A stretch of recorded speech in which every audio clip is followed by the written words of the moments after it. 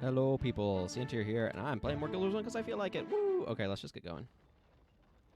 So last we left off, Koss got captured because I just done consulate docks. And I'd gotten a bunch of skills for being in Vavi. I'd captured Battery Signals. Not like I'm using Koss a whole lot, but, you know, we should probably go rescue him or something. Right, need to do this first.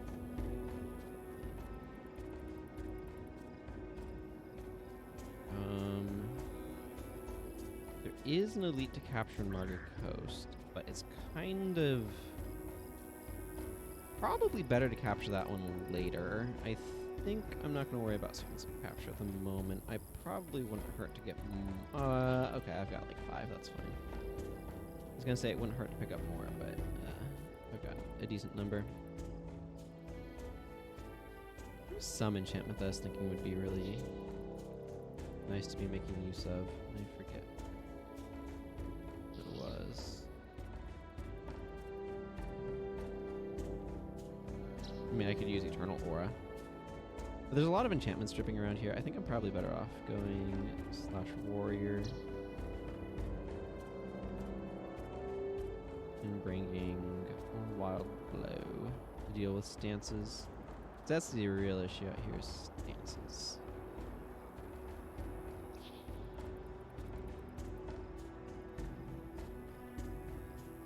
I wish there was a more interesting lead attack. There's not. I feel like just running Shadow Theft, that seems uninteresting to me.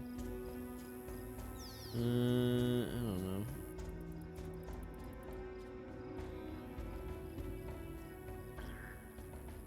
I will. I'll bring Wild Strike and Shadow Theft. You know what? Let's just be anti-stance. Anti-stanciest. There's not. Shove will cancel stance if they're moving when you use it. That's right. Okay. So I need to go this way. Shadow Meld is available. I'm not super excited about Shadow Meld, but I'll capture it just to have it. Just to say I have all of the assassin skills on this character. But yeah, it's not. I'm just gonna do Hunted for now. There's like a couple skills I do want to go capture out in this map, though. I want to capture Grunth's Grasp, because I really like that skill. Probably more than it's worth. I feel like my microphone's looking a little bit quiet in the things, but hopefully that just means I'm not going to go too loud. Wandering Priest here, telling me about the things. I should probably switch to my other daggers. Those are enchanting daggers, and when I'm not using an enchantment, it doesn't make sense to use them.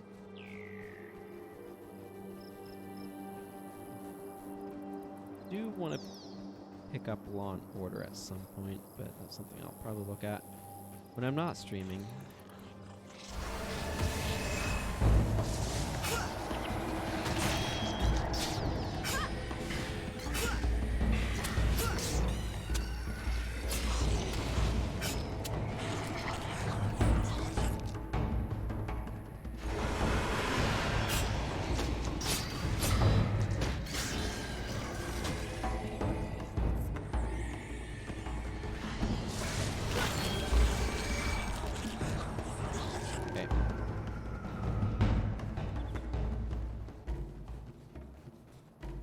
Everyone's doing well today. I'm not quite sure how long I'm going to go.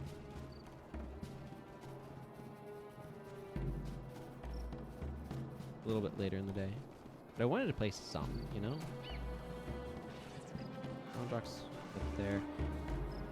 The stuff that I'm interested in is like over here and over here. So when I'm going up this way, I can capture.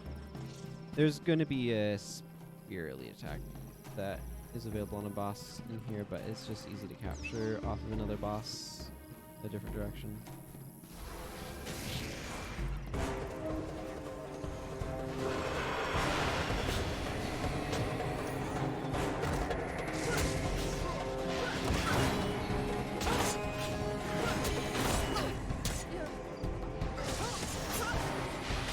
imagine going in here having skills from Eye of the North, but I feel like often I do them in like Eye of the North after.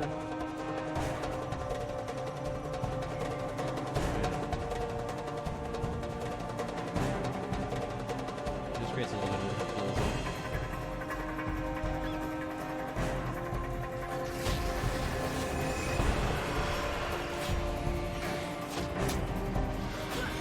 I'm gonna get random changes, so using this in block before isn't bad.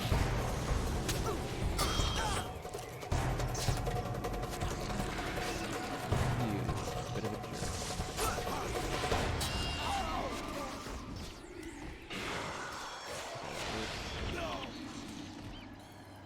Really what I meant to do, but it works. Probably actually be using Drunken Master.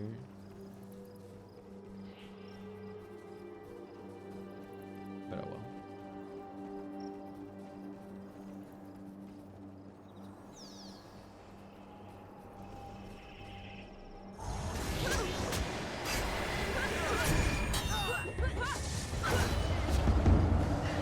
Man, there's so many interesting strength elites that Christmas in July. So many interesting strength elites that I really wish I could use on the cemetery. At some point I'm going to want to go up in the mineral springs. So I can go capture Flourish. Pretty sure I haven't done that. I have Indian. I do have to fight Pain right now.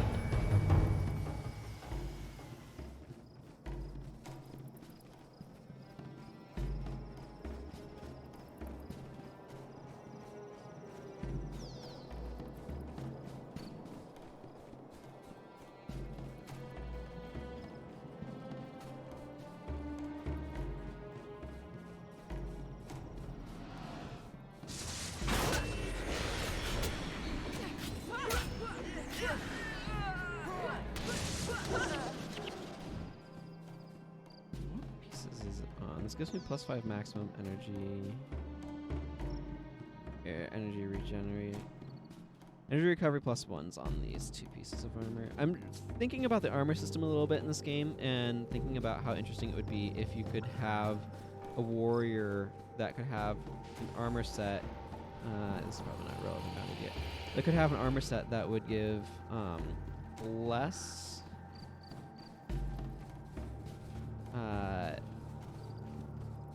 Like armor, total armor, but more energy regen.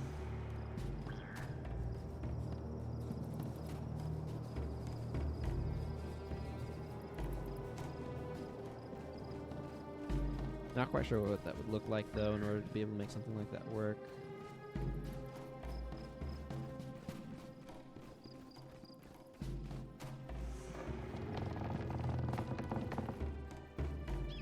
The idea of the command post is really interesting to me.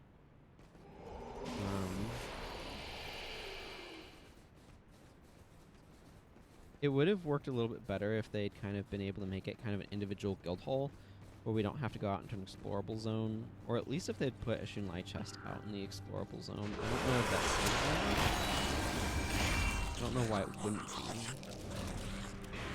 Yeah, I'm really wishing I had this stuff. You know, Drunken Master, just to make me move a little bit faster, or dash, or something.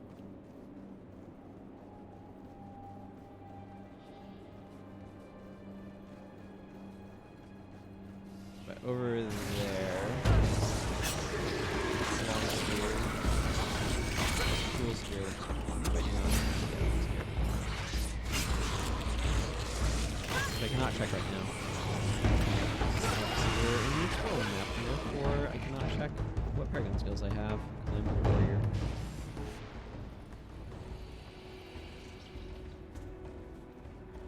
I probably haven't gone up to Mineral Springs yet because I would get infused at that time. It does now, obviously.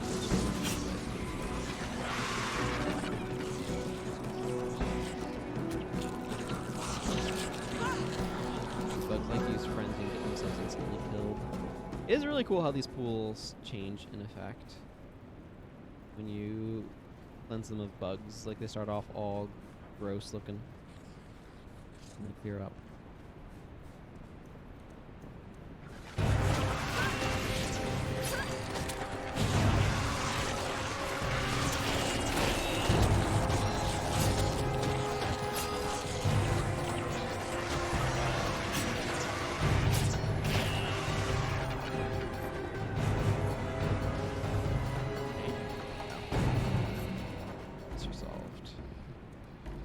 Don't know if I need to kill those little individual guys or not. We'll find out. I'll go clear this up here.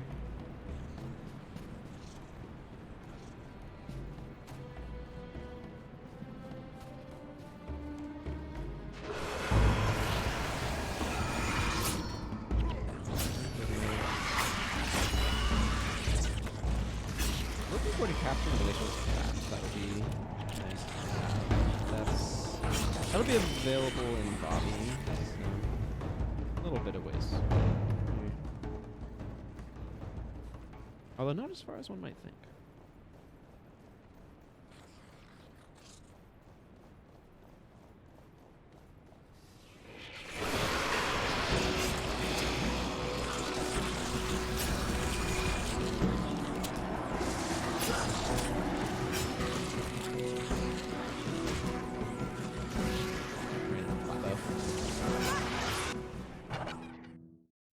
Nice cutscene introducing the area, but I don't feel like watching it.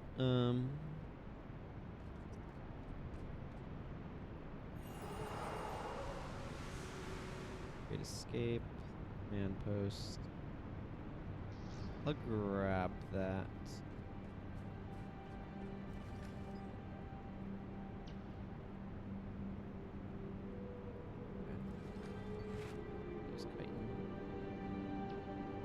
I seem to have a good supply of. I should sell a stack of iron.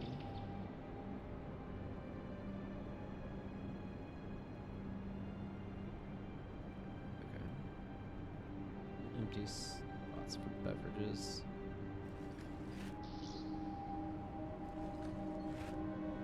I'm gonna hang on to these steel ingots and sell them to a trader, but let's just do that now. No, I haven't done it in a while. Commercials. Just run some ads while I sell off this stack of iron ingots.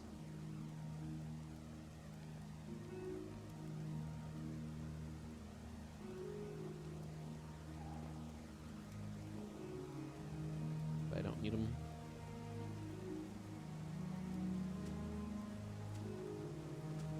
$3 per iron ingots. A bit more than the base 5 the merchant gives.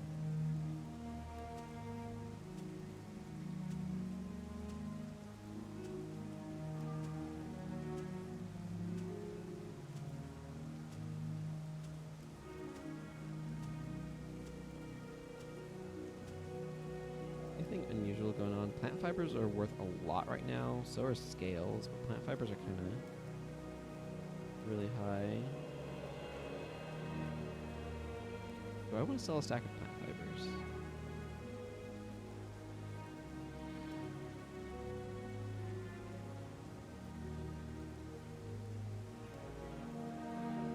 Oh, I have a bunch of chitin right there.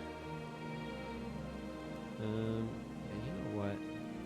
I'll sell a stack of plant fibers and a stack of bone. My scales I want to hang on to because I just don't have very many at this point.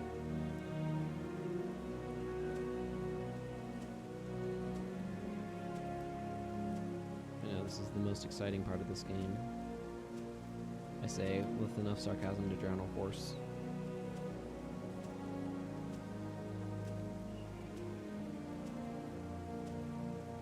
A bunch of people offloading plant fibers.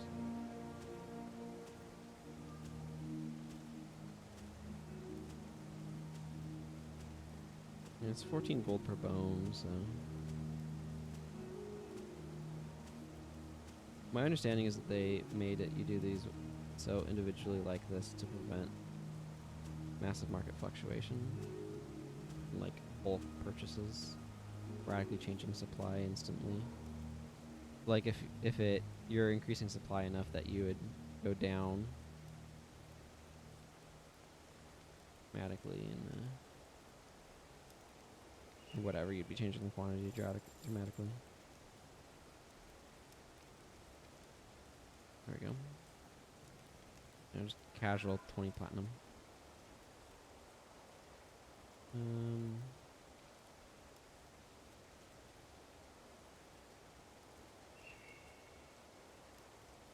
I have a lot of monstrous parts.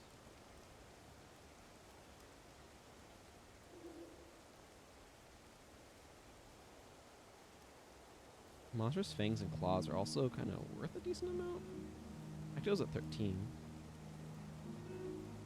You guys aren't too bad. Violet ink, huh. That is made with plant fibers, I believe. I think that's like a tempered glass vial. Plant fibers? I'm not positive, though.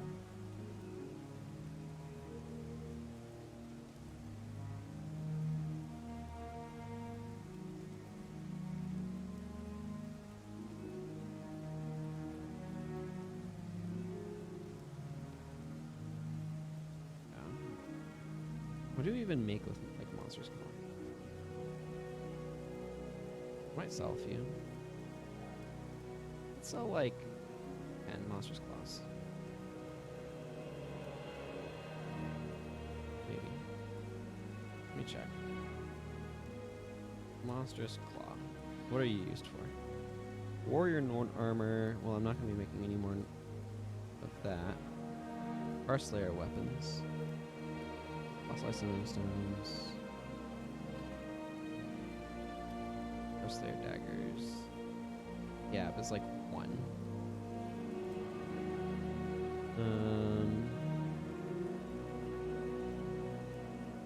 The spiked guys for the assassin.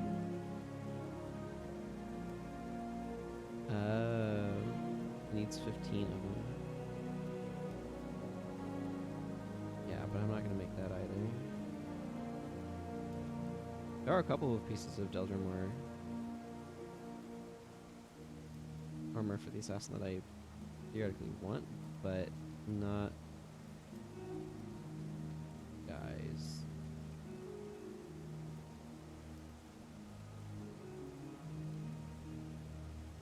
I use actually quite a few.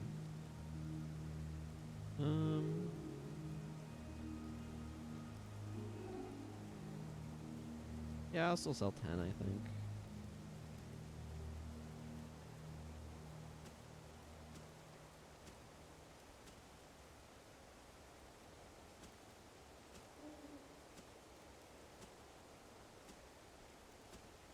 There. There we go. I feel a little bit better. Go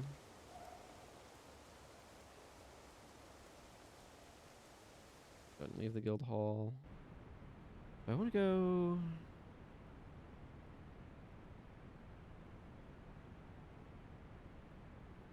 Okay, first things first. I feel like I should be running whirlwind attack. Let's simplify this a little bit. Whirlwind attack.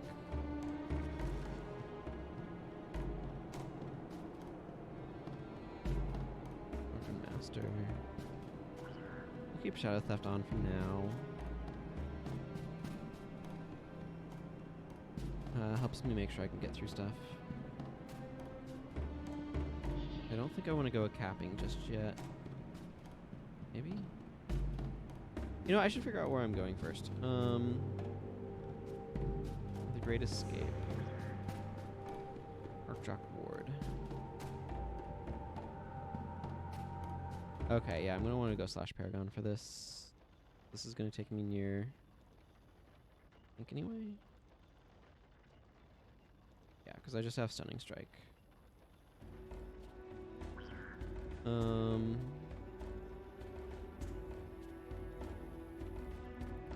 That is not the spot where I look up Archjock Ward.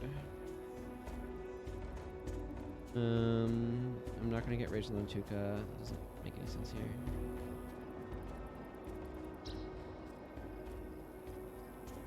Yeah, okay, the only skill I'm interested in here, I don't care about Acolyte of Ground, is Ishao Long Spear's Cruel Spear.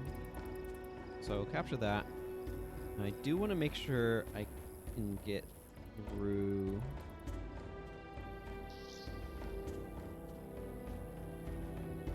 I want to rely on random enchantments for my party. I have my PvE only slots filled up, but I can change them if need be. What happened on though?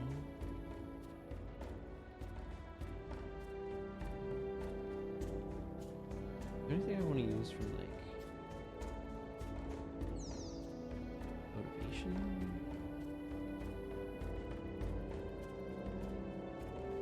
Go for the eyes isn't bad. Yeah, let's slap these two on.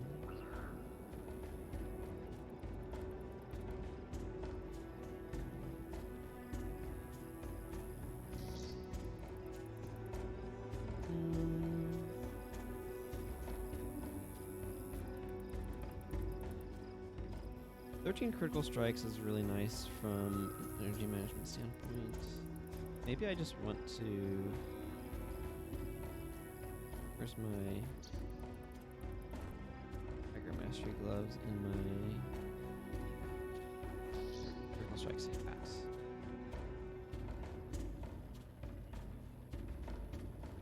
Bring that down to 13 that way.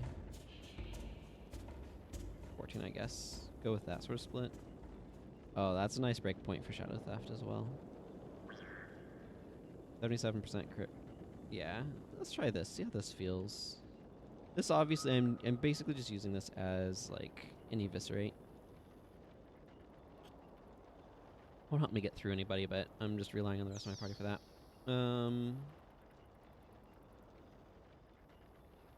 Right. Archdrock Ward.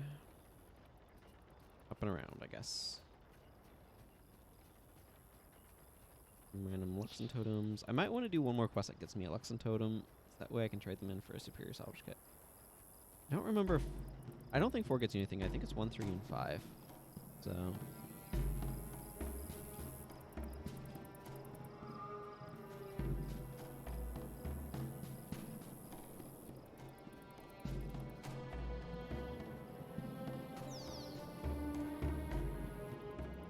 Olivia's playing the part of my prop monk.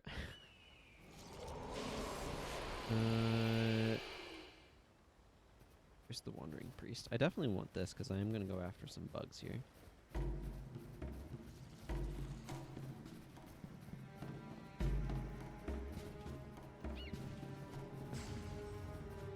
we go. Got my run speed going.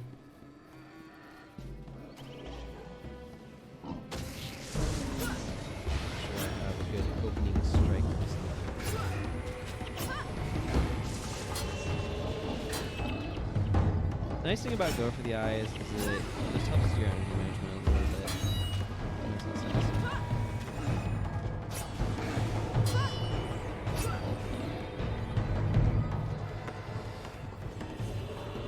Because it, at these ratings, I'm pretty sure that's just about guaranteed to be a critical hit. Which is obviously very good for my energy.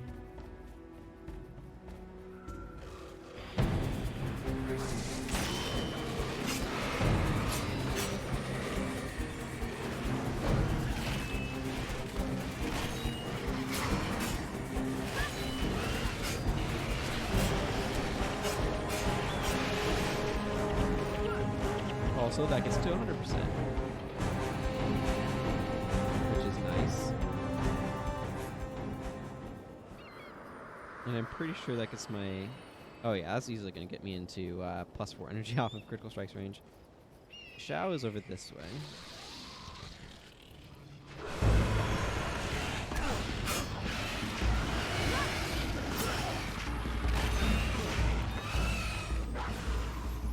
These guys are actually really, really easy to fight as assassin because they use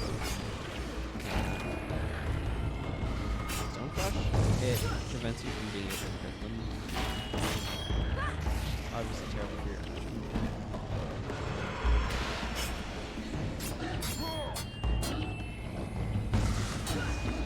Boy, just a few hits in there.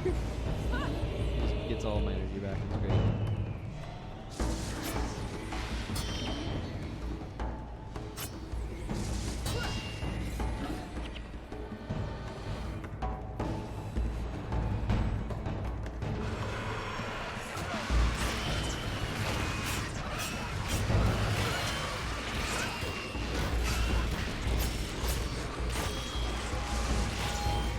Ooh, I got a spear. I don't even know what that does.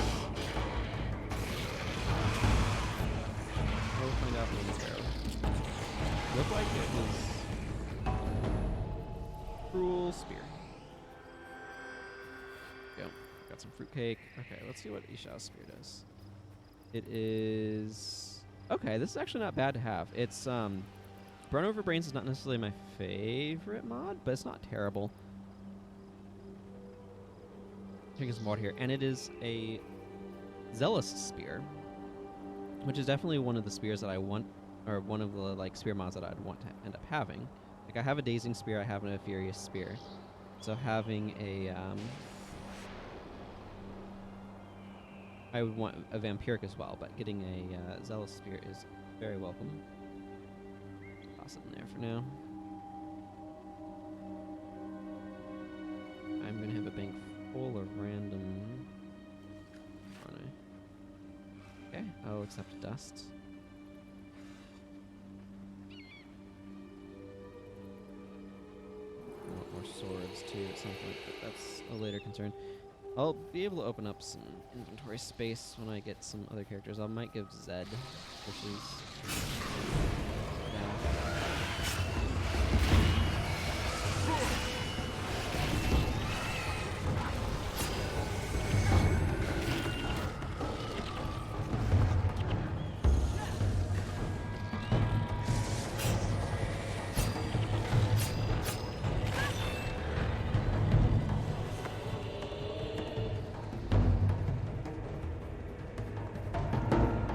I suppose we do some scouting with Nerashi or something, wasn't I? Huh.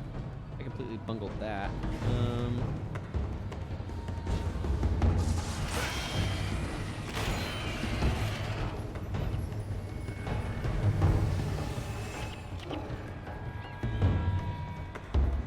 I was just gonna go rescue Koss because I know where he is.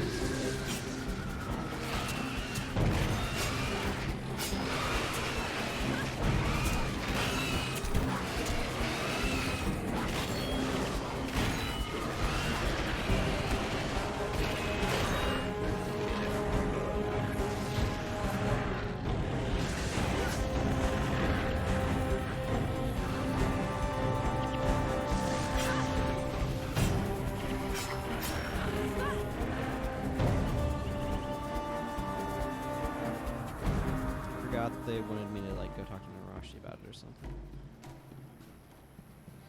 I was like, go to Archdrock Ward. I'm like, okay, Koss is over there. I mean, he is. Let's go see if I can rescue him without having to go talk to Nerashi first.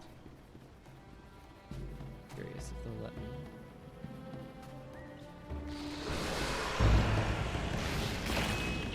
I found its weakness. Didn't like it.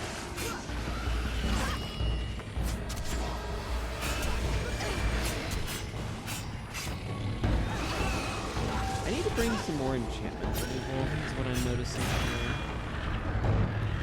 I kind of want to bring Dark Prophecy, but I also recognize that that's not going to work very well. Because Dark Prophecy relies on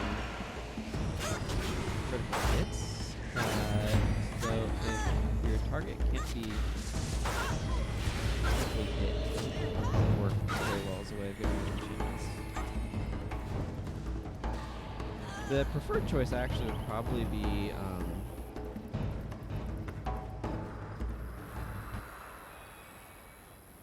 Shattering Assault, but that's or Assault Enchantments. But both of those are available later on in this campaign, so I don't have access to them yet. There'll be a lot. Like Nightfall has a lot of really nice, like sort of filler elites.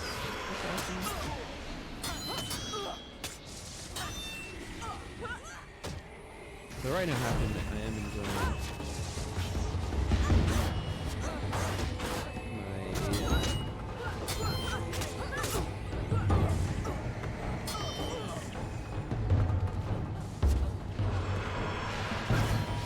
very high agricultural arts and shenanigans.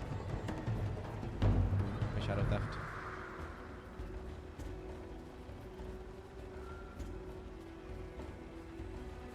I think there's a specific thing that we had to do of taking out certain enemies to get them to open the door. Again, I don't even know if I can do this just yet. I think I might need to do the first step of talking to Nerashi a bit. I wasn't paying attention, so here we are.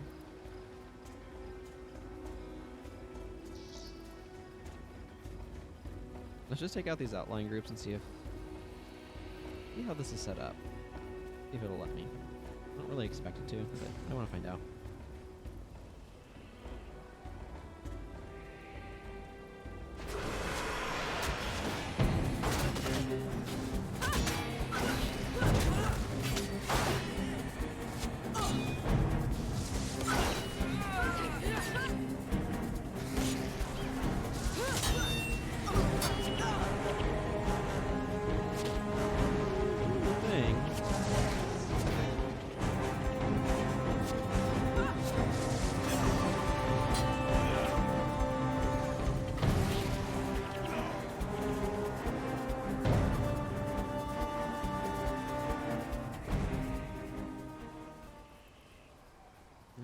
Open over there.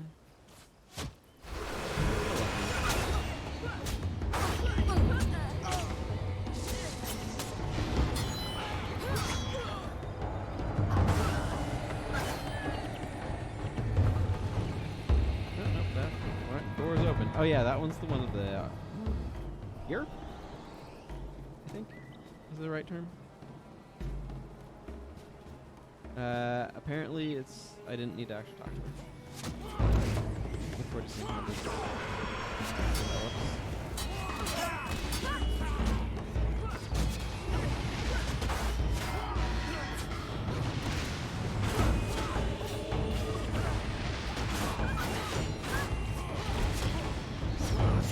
This commander is doing some really annoying traps.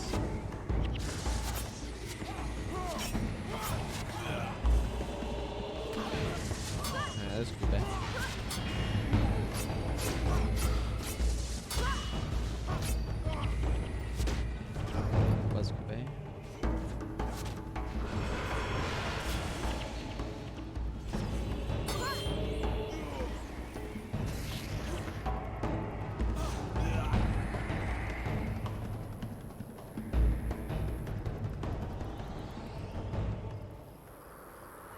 Hey, Koss.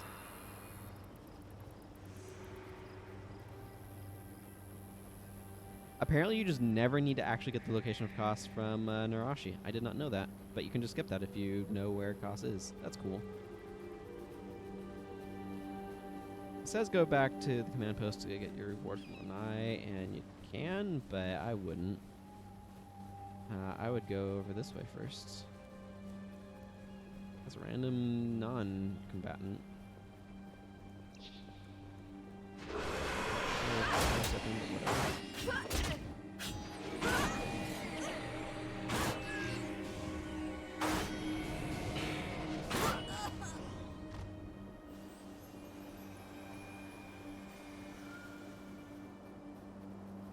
I could talk to that guy. There's not really a reason to, because I don't think there's anything for me to fight between here and Broken Passage. But I'm getting on my map now. Hooray! I think I'm going to turn my microphone up a little bit. It's just looking a little quiet for some reason, and I'm not really sure why.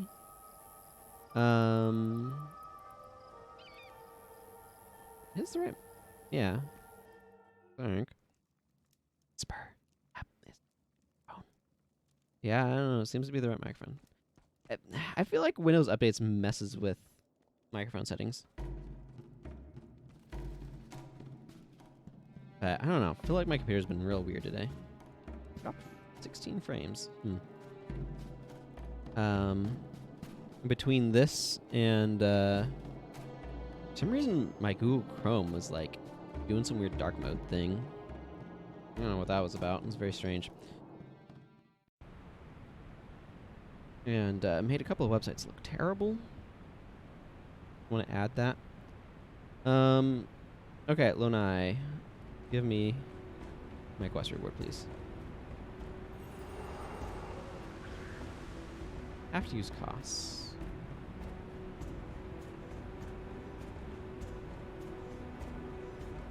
All right. Yep. This is you guys to Venta Cemetery. Cool. We need 2 seconds of capture. Hang on. That's up there. I'm going to go down this way. Yeah.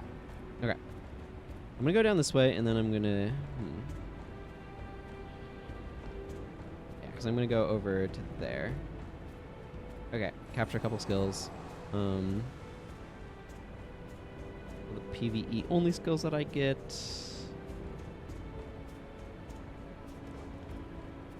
Do I want anything in... You know what? Yeah, let's go ahead and fuck up on Wind Prayers. I can actually drop Drunken Master here. Go for Onslaught. I like the idea of...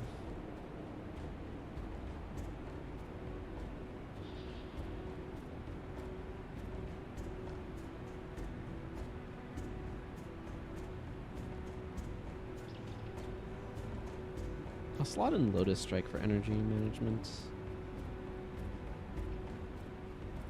Oh, Test of Faith. There we go. That's enchantment removal. Okay, this is not the like perfect bar, but it'll do.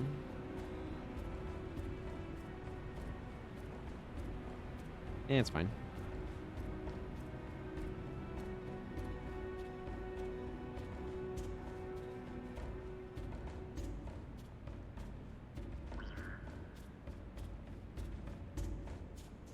It's such a long exit to get to. It always annoys me how long it takes to get to main exit from here. I want my outpost to be a little bit more conveniently constructed.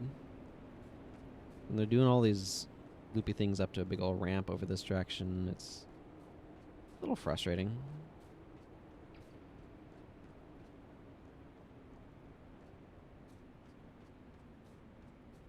Okay, so after I do this, I'm going to need to figure out how to rework my party such that Koss is in it.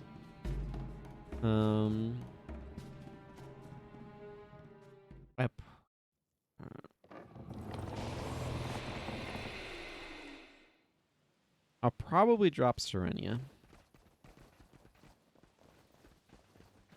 I think that's what I'll do. Herdsman, you can keep complaining about your cattle, and I will keep ignoring your problem. No, I should swap over to my Enchanting Daggers.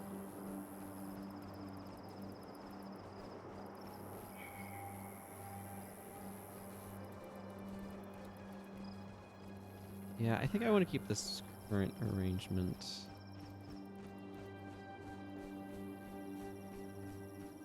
Yeah. This 10-10-11 split will work. Okay, so I want to go over this way is where the first boss I want to get to is.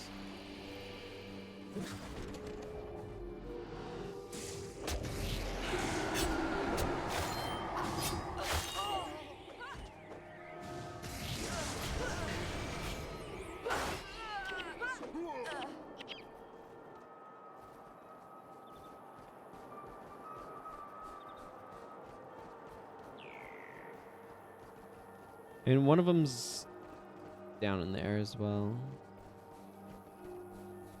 Maybe I'm going at this weirdly.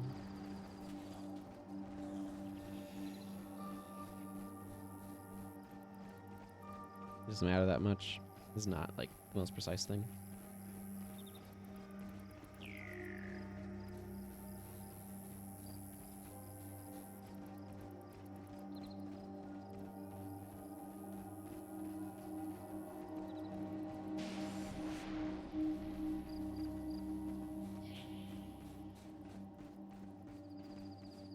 don't know why. I've just never been the biggest fan of a lot of Nightfall's visual aesthetic. I like Easton overall quite a bit. Lieutenant Bog is... I love Lieutenant Bog.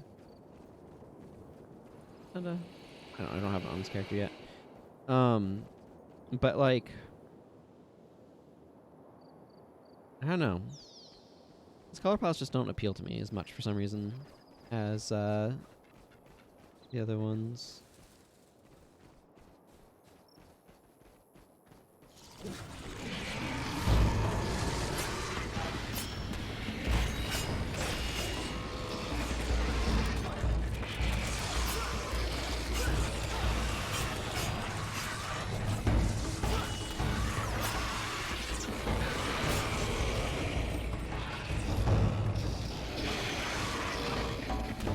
One of the bosses. Not that I think Shadow Mode's a particularly good skill, but I didn't have it available. Refined books are sold or something. And then I want to go more this direction. Hey, Clean Star. Good to see ya. How you doing today? Hope you are doing well. I'm just not quite sure what the application is for Shadow Meld. Okay, let's use Shadow Step to an ally. On a 20-second recharge for some reason. And like you can reverse it. It's a reversible Shadow Step, but...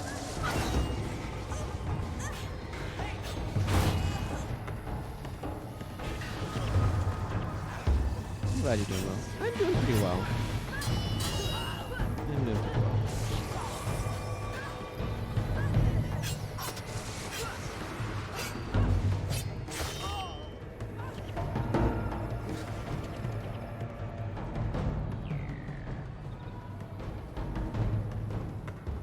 A little tired because I woke up too early this morning relative to when I went to bed, but otherwise doing pretty well. See, I think I'm actually going to go down this way, because I'm going to want to come back up this way to get to Nundu Bay. I feel like I've gone through this in, like, the worst possible ordering, but whatever.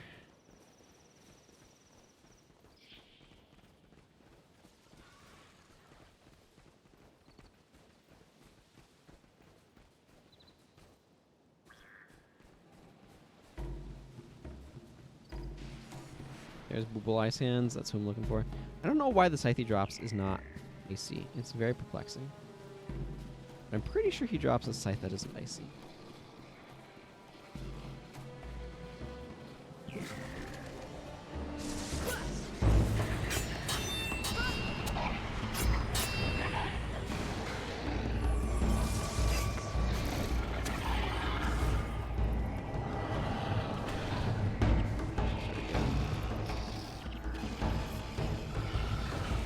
Those elites that I have an unreasonably large love for.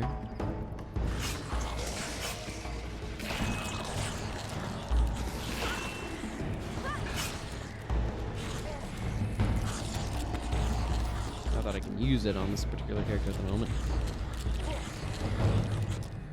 It does require hold the damage.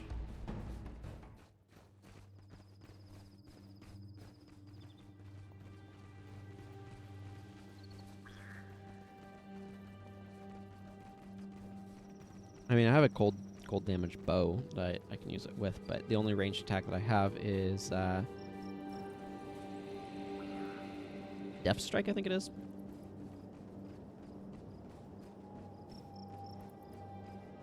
So that's obviously somewhat limited.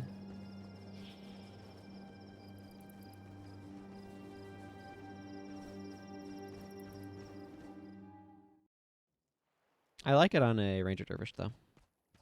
Good old cold shot. Good times.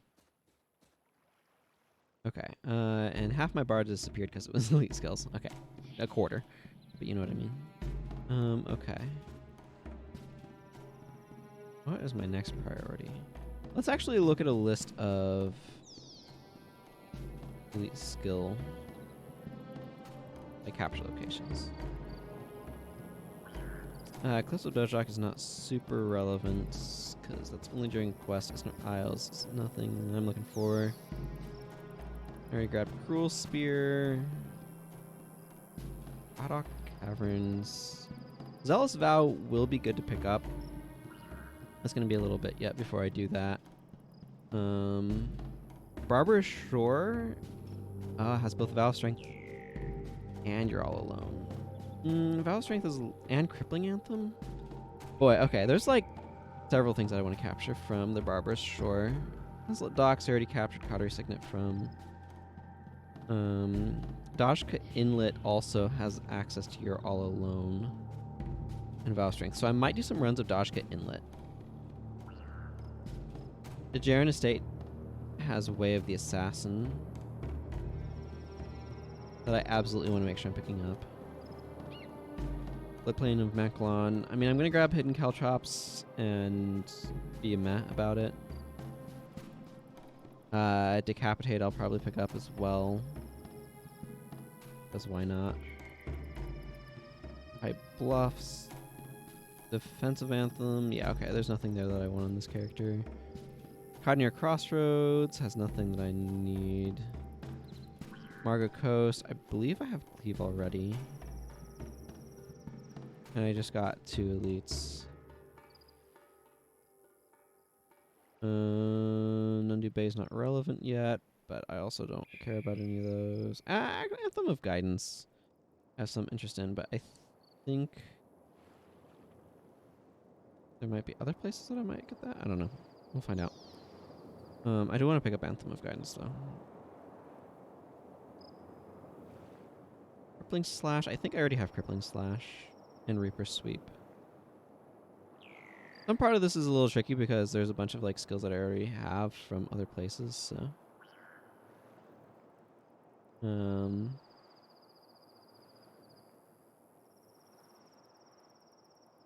So of the places I can get right now, I think I'm just going to do this primary quest.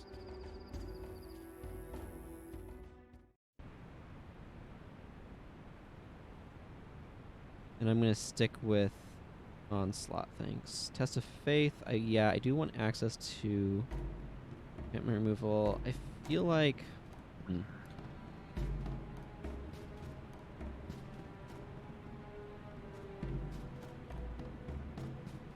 What I'm thinking is I might just want to run... Oh wait, it doesn't one of these... Or was it a skill that I was looking up but didn't actually pick up?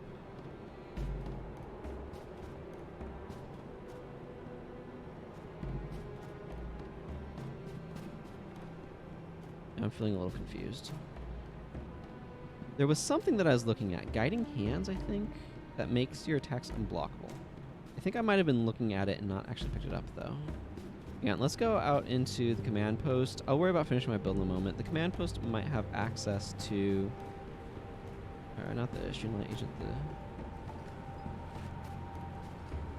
Oh, good.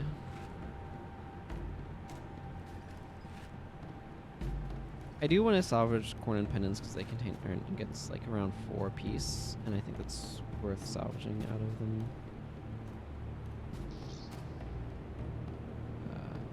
We'll worry about those in a little bit. What did I get here? Forsaken and Vitae. I don't know if either of those are worth anything. My gut says the Vitae might have some value, but otherwise no.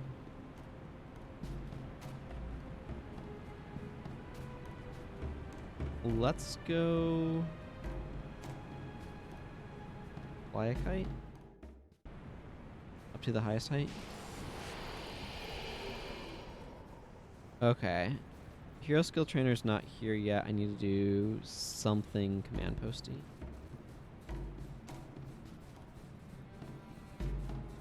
Prisoners of War. Bloody Father. Go ahead and grab those. I think Prisoners of War is the one that gets me some additional NPCs here. And Hero shall lead them. Let's see, where is I have so many freaking quests on this character.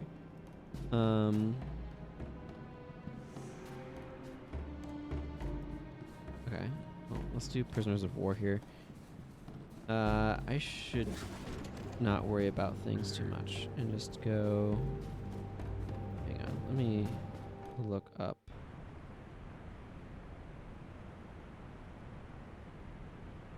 Grinding Hands, I think, is the name of the skill. Okay, so picking from Commandant Julia Viston teaches it. Picking? Whatever. Okay, let's drop the last 4 members of my party. I'll add them back in a moment, but I want to go back to Commandant. Go ahead and get Guiding Hands for picking for free.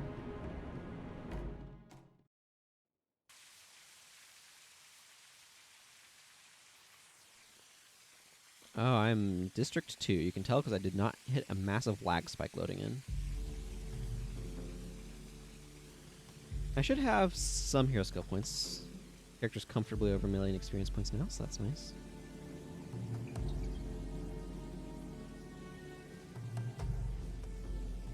Two hero skill points. First. Oh, Aura of Thrones. Running Sweep. Guiding Hands is what I want right now.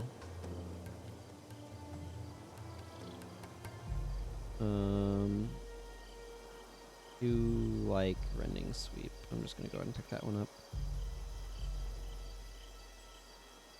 Okay.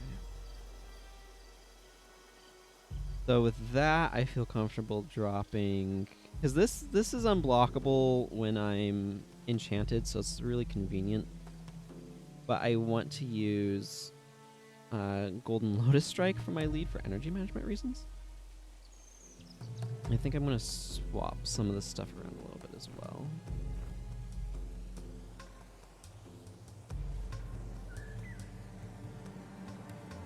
Only need 9 there. Get more energy out of that. Seems good to me. Okay, where's Guiding? Yeah, my next 2 attacks cannot be blocked. And it removes blind when I use it, so that's nice. I'm gonna grab that and Mystic Twister. I don't need to capture anything.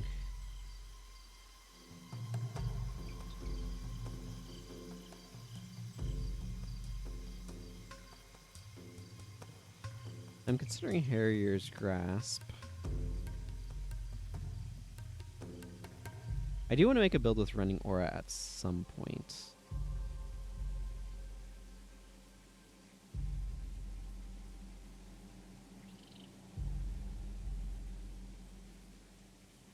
I actually can use some PvE only skill.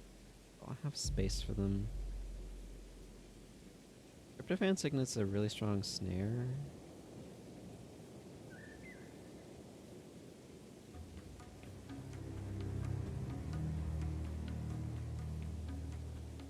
I definitely would like to get my Norn up a little bit just to get those notched a bit more strongly. I think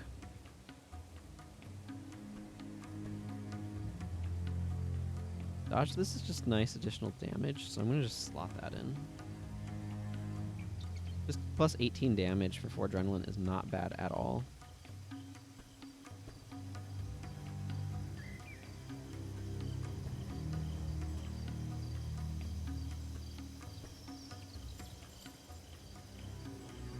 Those. Okay, let's head back over this way.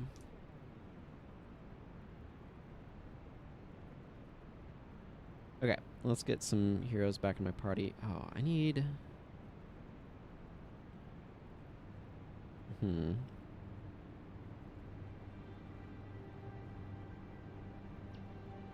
don't want Livia and Gwen in here.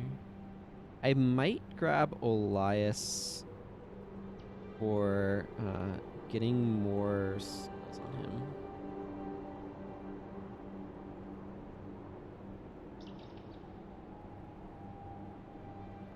Okay, Koss is using standard goods. Good. This is pretty medium. Let's go ahead and give you Kirsch's staff, because Why not? I can move Ishao's spear here. I like a little bit better.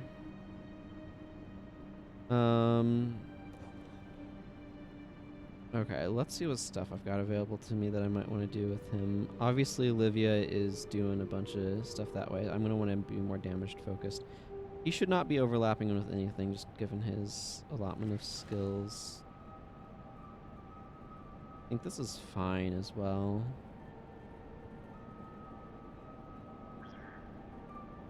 Okay,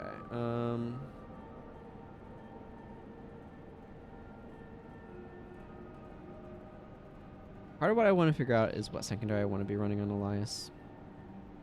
I don't feel like I need to run healing on him by any stretch of the imagination. I just want damage on him.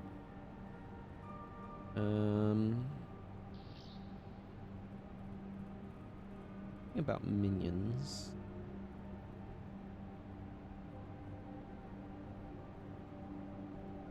What do I even have over here? Oh no, it's time for water.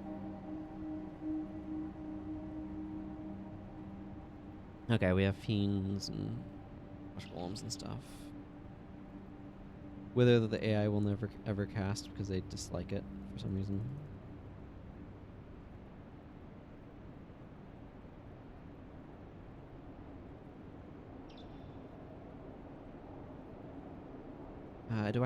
Did I ever pick up Masochism?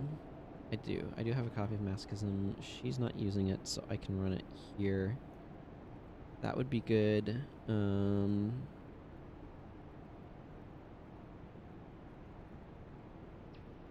Yeah, let's do Flesh Golem. Everybody loves a Flesh Golem.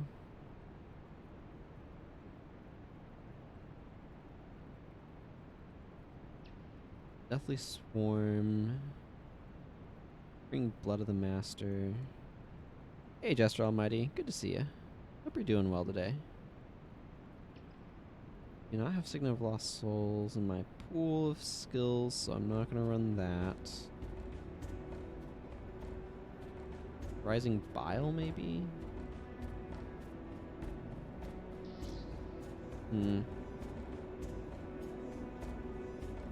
Yeah, let's just go Rising Bile.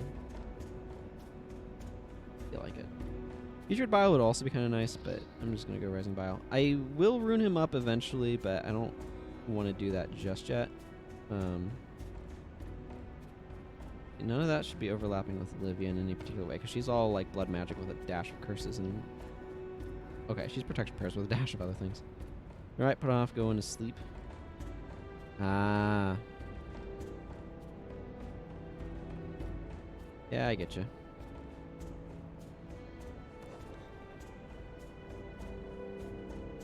Okay.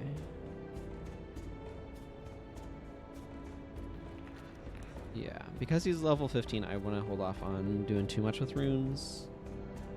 I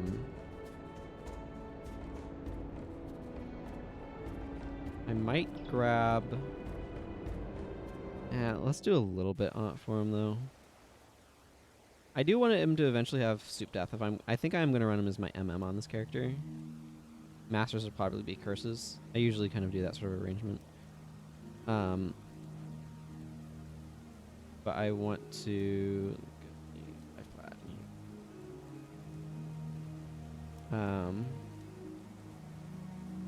avoid putting a superior death magic rune on him just yet.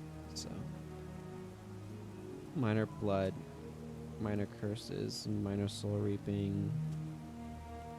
Bloodstained absolutely needs to get on him. Manners is down at a nice value. And I'll... You know what? I'm going to go ahead and give him Minion Master Insignia.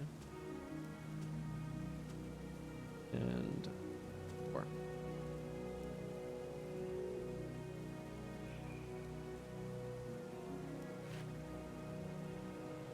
Bloodstained Insignia goes in the boots.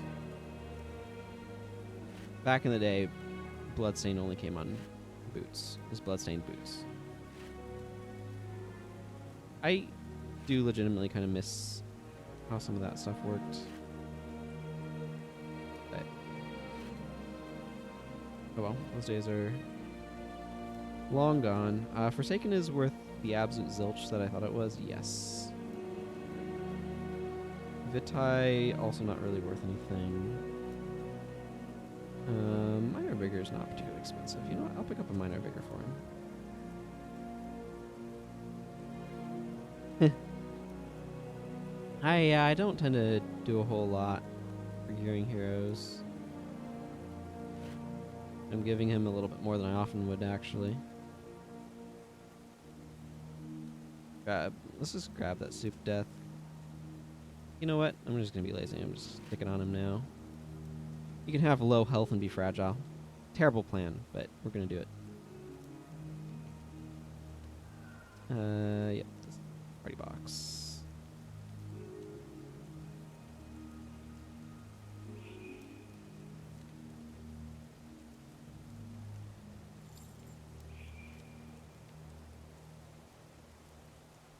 Cool. Now Elias can get some experience points and level up, which will be good. Okay, let's leave the guild hall and go do some quests. That sounds like a good plan.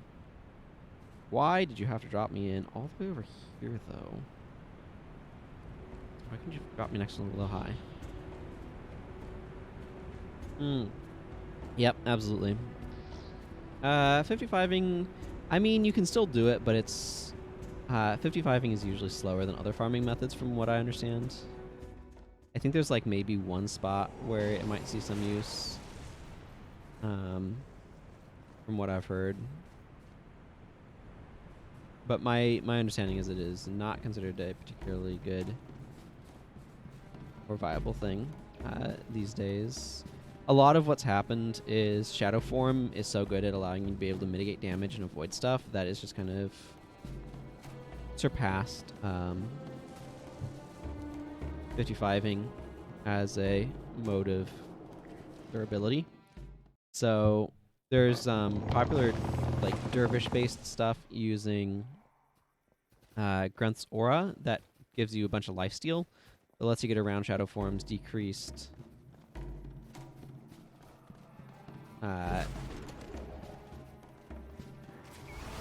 words failing me for a moment. It'll allow you to be able to get around Shadow Form's decreased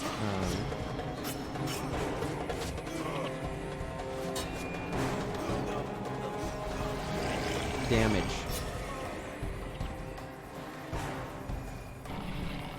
Okay. So anyway, long ramble aside, Shadow Form, Grunt's Aura, and oh, what is it? There's another. What's useful in this? Shadow Shroud, I think.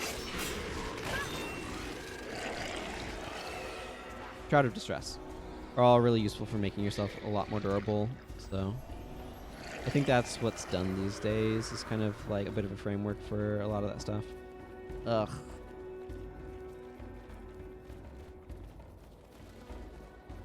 Need to go do that for the other quest, but Entry Trap sucks. I have to deal with.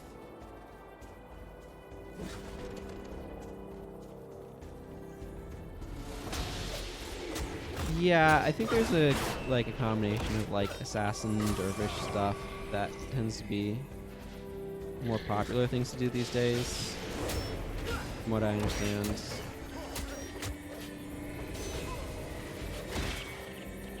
I am far from an expert on solo farms, though.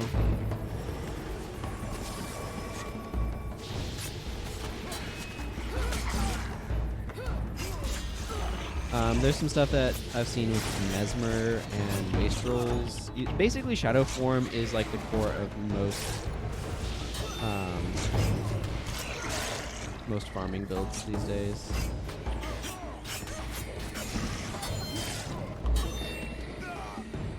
Is really the main bit. Okay, so I've rescued them. Let's do a knife for my rewards. Let's do this. And there's like a couple of different farms. Like most professions have some sort of farming thing they can do. It's just assassin is like surprisingly the tankiest profession available these days. And if you are willing to not... Well, that sucked. If you're willing to not...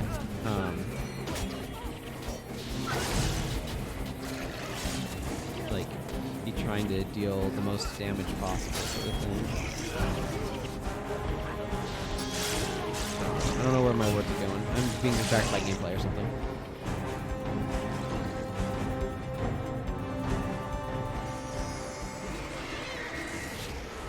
There's options for different professions, is what I'm saying.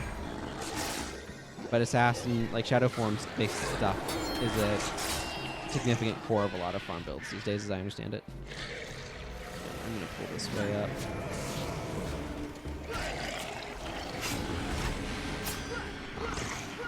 I think I just got a skill point, which is nice.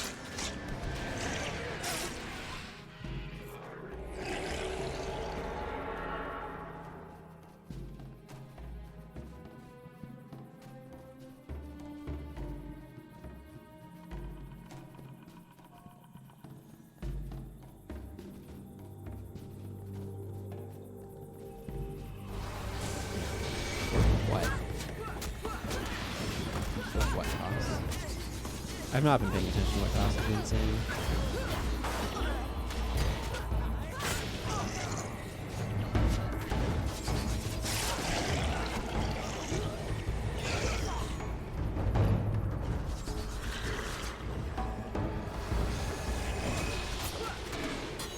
Fight some monkeys.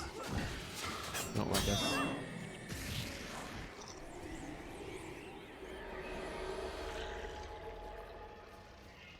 I definitely miss some of the farms from back in the day. I miss griffin farming in the Crystal Desert. I miss the ridiculous famine-based farm that you do in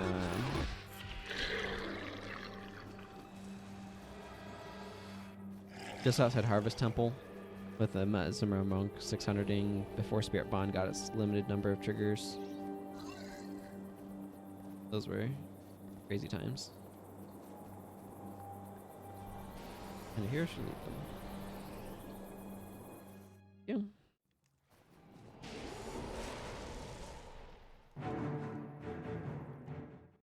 Get our introduction of Margaret the Sly. Fairly soon here.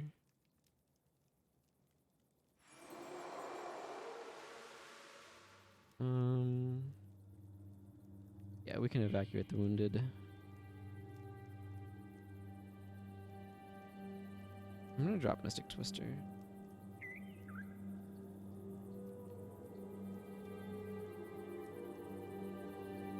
Masters on this one is really annoying. I do have... Oh.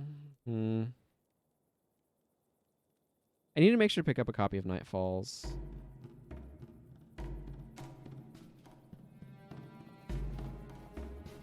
But I can do that when this drops me back off in Commodon.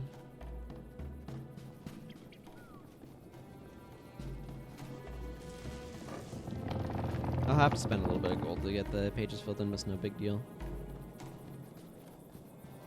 Okay, time for this really annoying... This is a traveling salesman problem. There's not a great path for taking out these man posts. Kind of run around and get what you get.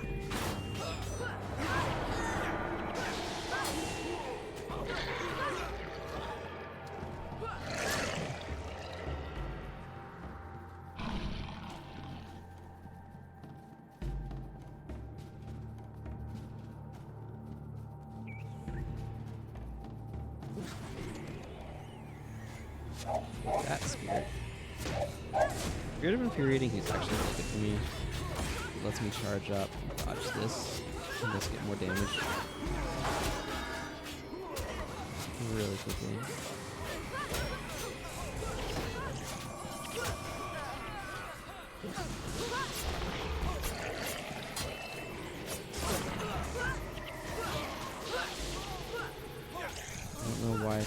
quick.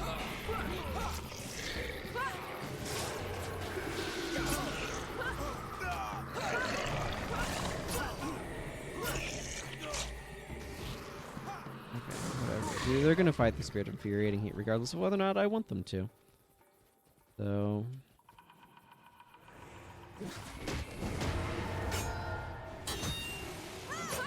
there's the whirling defense.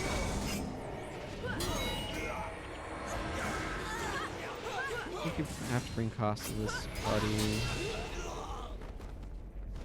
Okay. Guard post disabled.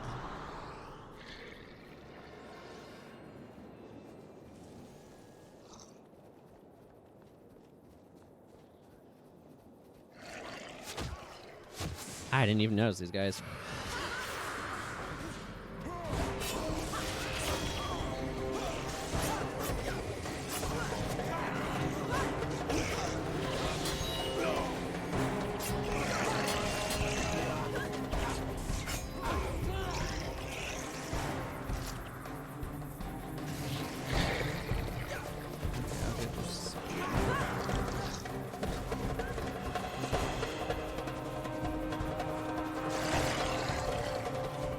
We found all of the Angry Cornings.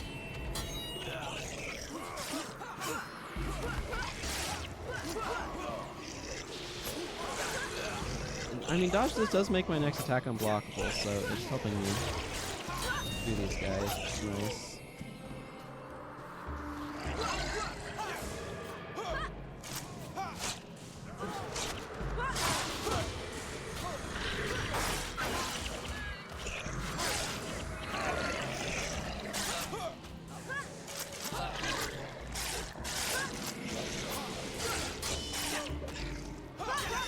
One of the things that's a real nuisance on this particular mission is that the you have this giant pile of Sunspear evacuees that are wanding stuff, and they just trigger whirling defense like crazy on the whatchamaflopperums. There's just so much whirling defense. Where did these guys come from?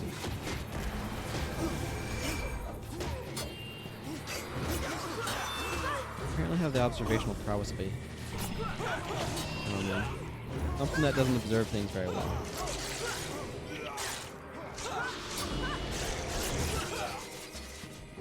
One of these guys going off.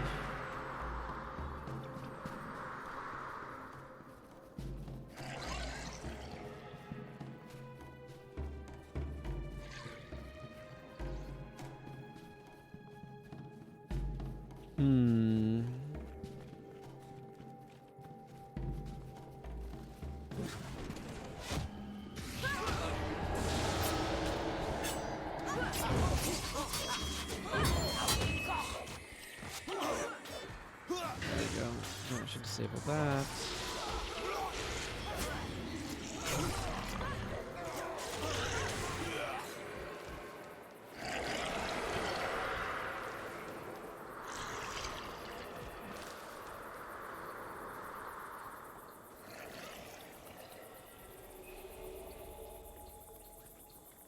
Now it's just a matter of walking around and taking out more guard posts, I guess.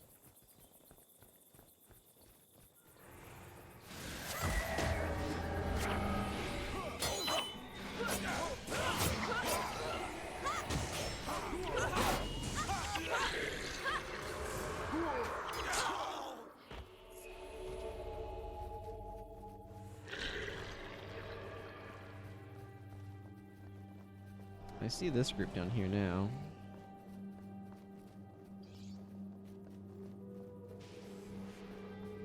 Seeing if I can pull my gigantic horde of green dots through that without having to engage them in combat. That's the Spirit of Infuriating Heat. And if we go after, like, I just got a level. If we touch that, it's going to be annoying.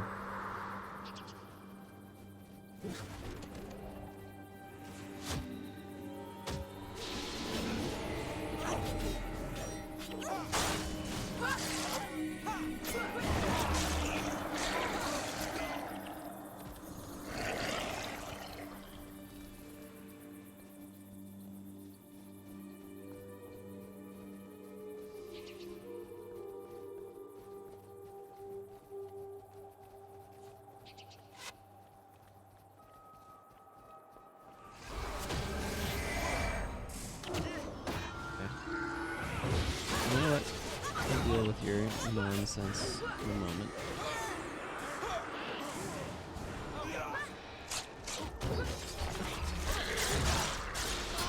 This trap disabling skill is easily interrupted, so you have to be a little bit wary of that. I'm going this way because the other way gets you too close to the thing that yells at you.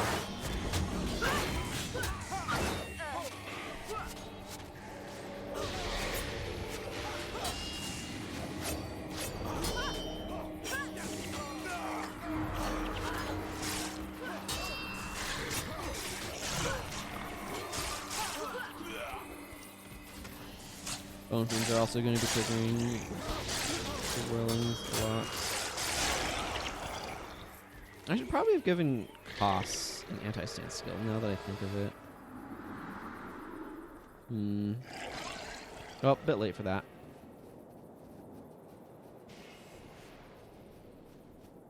Am I close enough? Yes, good. There's kind of a weird range. I'm not quite sure what it is on that. They can be a little bit more particular than you think.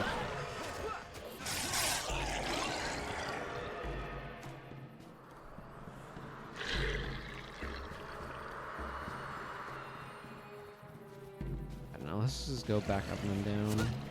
It's one of those things where it doesn't really feel like there's a good way to go after these. There's kind of some that are like less bad.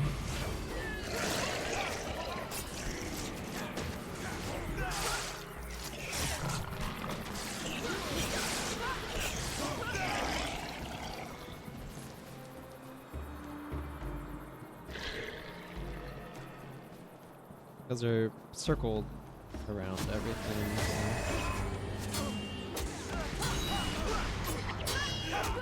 Glad I have so many ways of making my stuff unblockable though.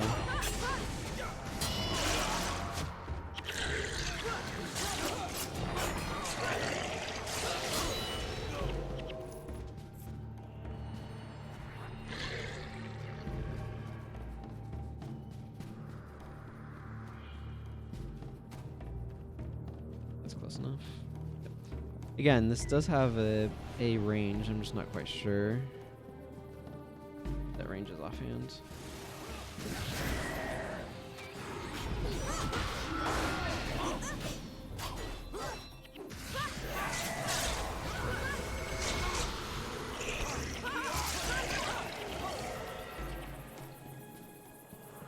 No, not the guard post. I think that's a claw.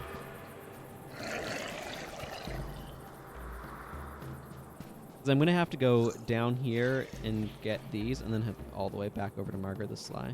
Thing is, you're also trying to avoid Morzic Garrison in the middle, which is part of what makes this a little bit awkward. Yeah.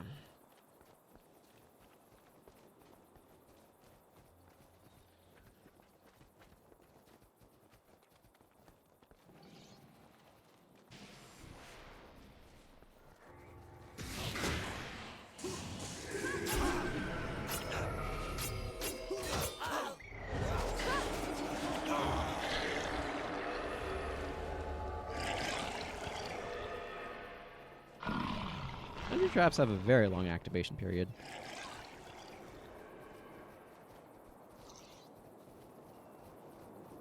Wish I had a corn and bounty in here. Feel like what would be the best way of equipping Koss?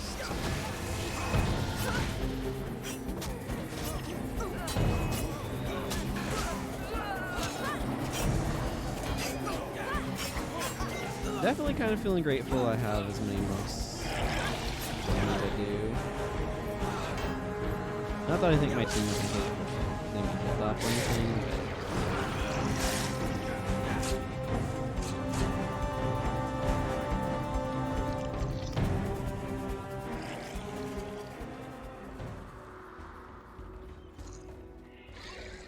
but it's definitely nice to have the extra support with this mini. rangers firing at me as I've been having at times.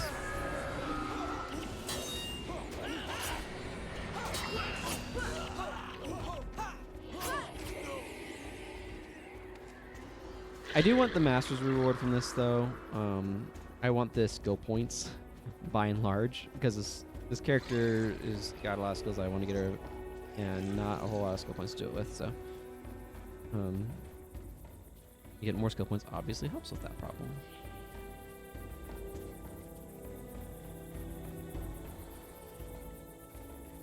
I think I have to go around the upper part, but I'm not positive.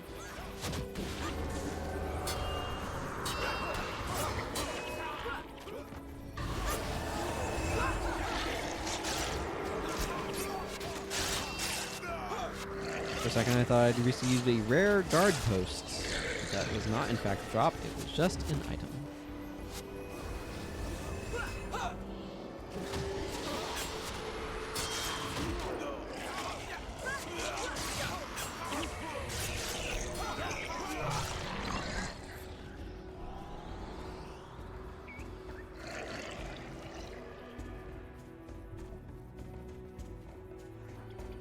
Alright, let's... Yeah, I can go around here. There's some spot down here. I think it might be right here that I'm thinking of. I'm not sure. There's some spots in some of these maps where it looks like it goes around, but it's actually just a gigantic pit that you can't go through. Always nice to have cover enchantments. Okay. That's the last guard post we need to disable. We've gotten all 12 of them, so that'll be our master's reward. Now all we have to do is go back over to Margaret the Sly, which is just a little bit of a walk. It's a lot nicer when you have an incoming fallback or charge chain or something like that that you can use to speed your party along, but we don't, so have to hoof it. Slow way.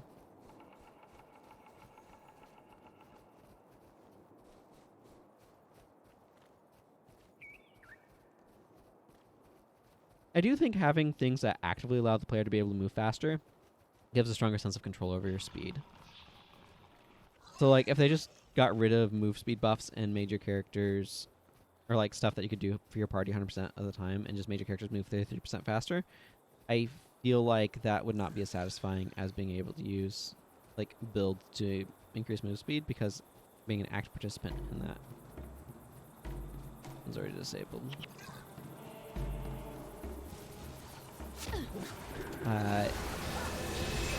Has some intrinsic, like, sense of doing stuff.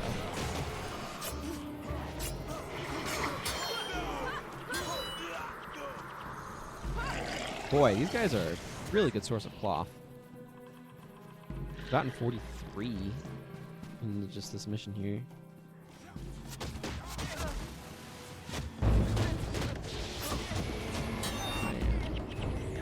Yep, I just died. I got ahead of my healers apparently.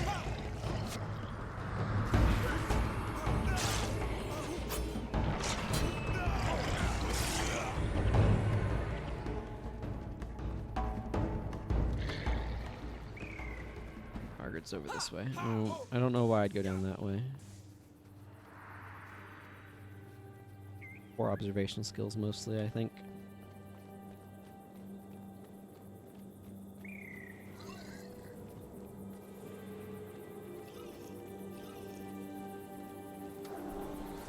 Master's reward, and we get jumped off back in Commandant Jewel of Easton. Master gives us a quest. Need to go talk on the consulate in a moment here, but let's drop in the Sunspears Great Hall first. And ask for a book.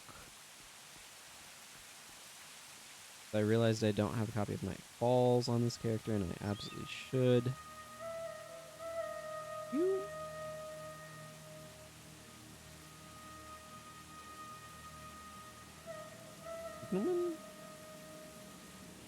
Written evidence. Yes. There we go. Okay, cool. Now I have consulate docs in Venta Cemetery in here. I picked that up earlier, just didn't think about it, so here we are.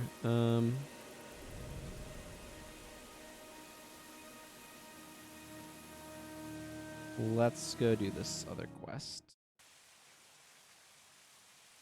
I'm going to...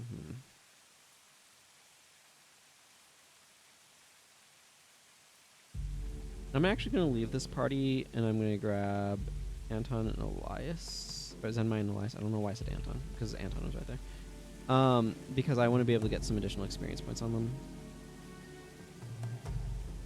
I don't see a need for any specific characters.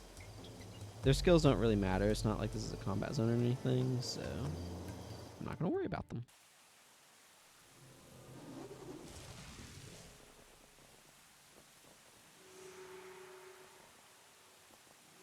They're unimpressed with what went down in Gandhara.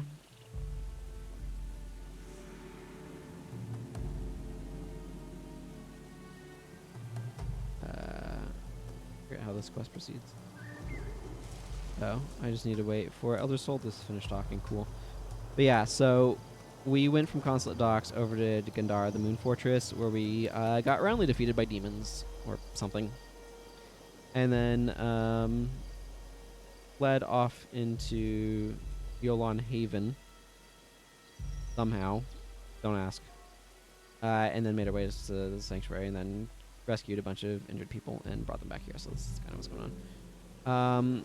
Zenmai's bar is not a thing that she's using. I want to keep giving him stuff. So this is where we get the commands to go do stuff with the princes. So this gives us sort of the drive to go to Vabi, but that's not what ends up happening here because we don't know how to get to Vabi very well.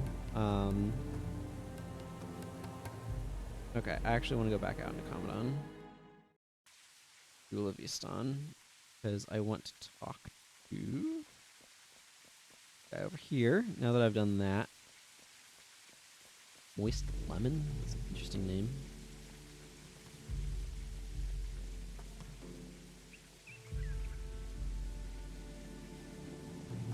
I think it's Alaro.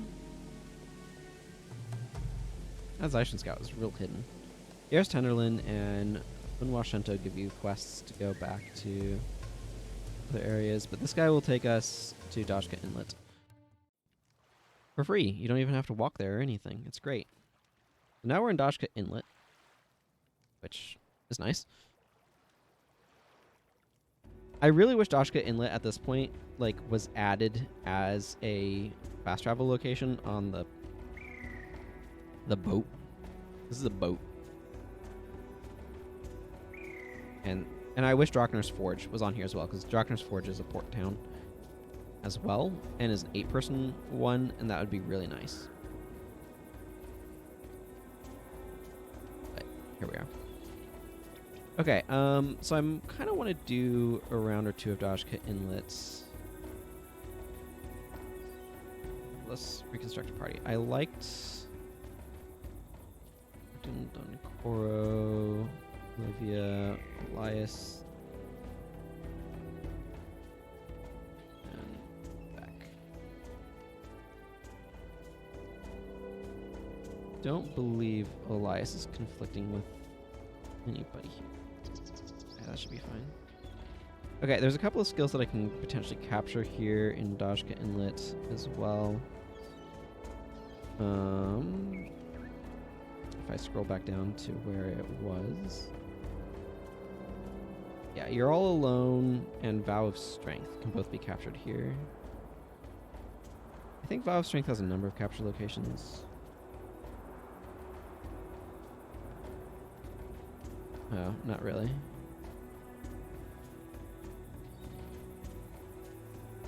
I'll try for that one first.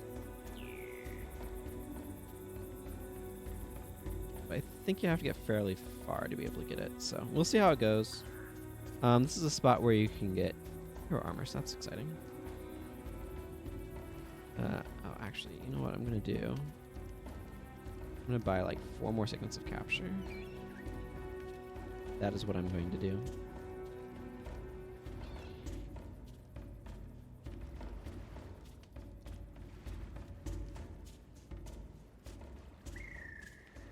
Thank you.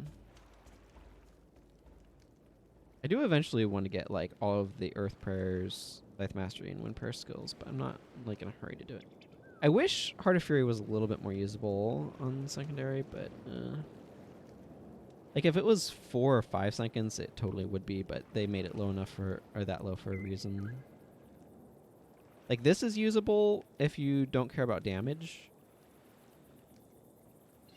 How many seconds you gain whenever you enchantment? Like that's not really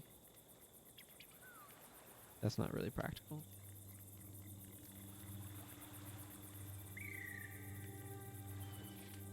Yeah. The idea is that these are not 5-second duration, that these are not usable on secondary. I mean, that's usually what they do with primary stuff. I think there's a few that are, like I said, this one is Heart of Holy Flame actually can be usable if you just want holy damage and you don't care about the other properties. You know.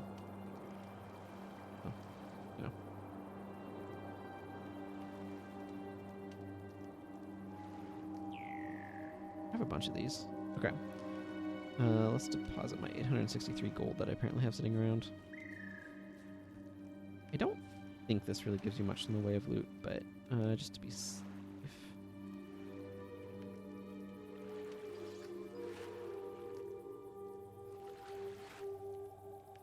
Salvage a few things and put them away. That's fine. Okay, that feels really high now. We are ready. I don't know how this is gonna go.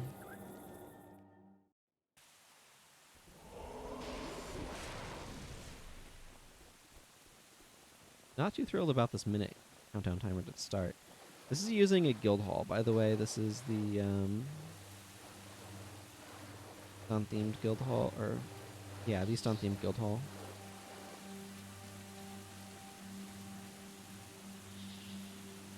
Yeah, on the map it just shows us speaking Josh Inlet. So this shows us a little bit more. Our goal is to take down this Corsair guild leader and then portal to the next island. This is not necessarily the most practical place to capture stuff, so I might do a round of it to see how it just feels as like a way to try to capture stuff. And if it feels as awkward as it has a potential to be, a bunch of the elites that I want to capture, I'll just... Oh, interesting. I will just get from elsewhere. Go to Camp Pojanu and... all that sort of thing. I think you really want some run speed buffs and stuff for this, though.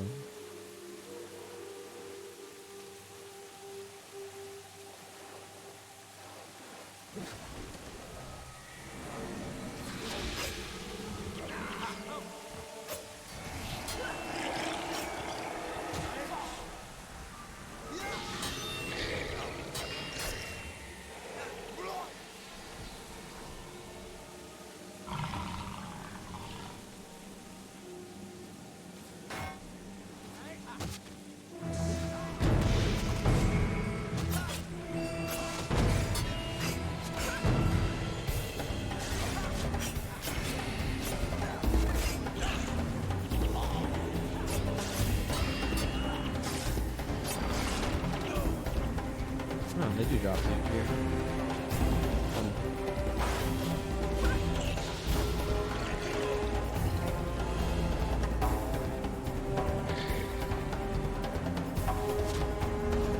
Burning Arrow. Effective source of damage.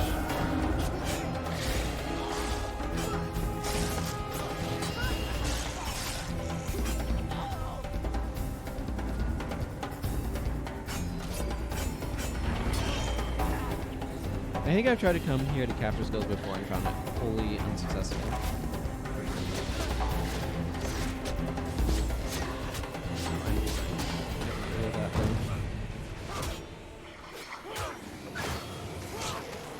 Blind specifically I can deal with. Guiding Hands.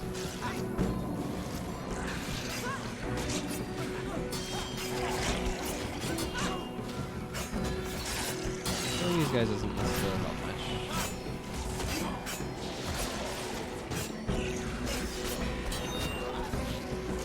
So what I need to do is take the portal to the next island.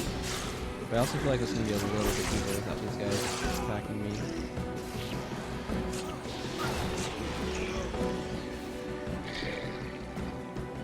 Is that just an alternate route? I think that's just an alternate route in. I would have liked more stuff that was PvE content using guild halls, though.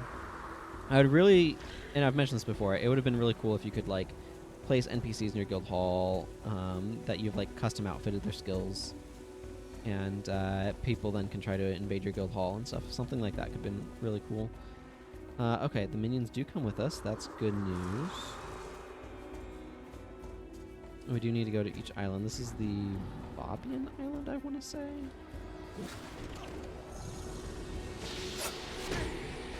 I do want to pick up You're All Alone. I think that would be a very useful skill to have available. It's no attribute shout, so it's pretty flexible in that regard. It's not an amazing skill, but it feels like a nice option to have available, you know?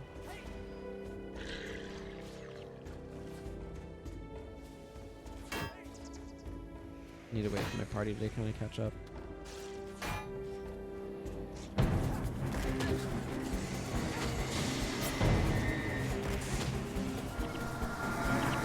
Oh my goodness, I am a hex stack.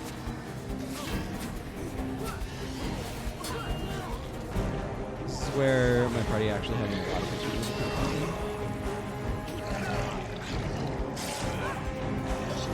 And a lot of it is AoE damage.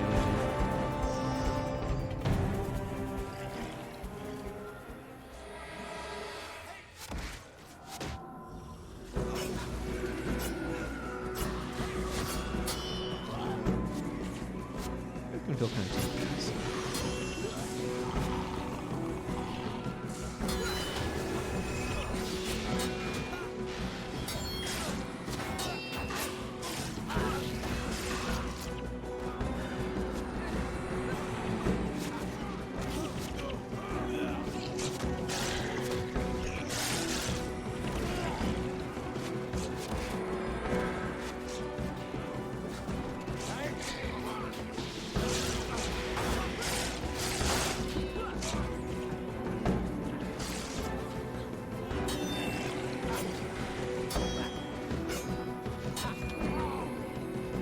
Okay. We need to get to the other side. Might as well go through these guys here.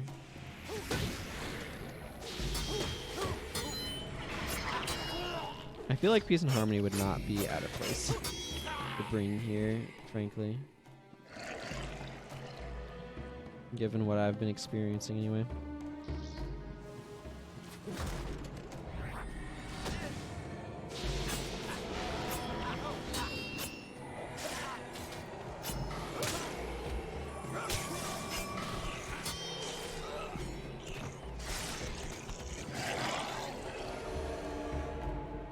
I have gotten an armor, so that's nice.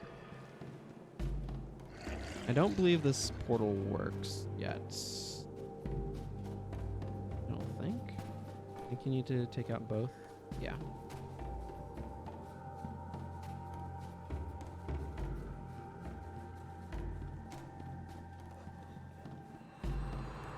Again, having charge or incoming fallback or something along those lines would be very useful here. That is not what we have, so.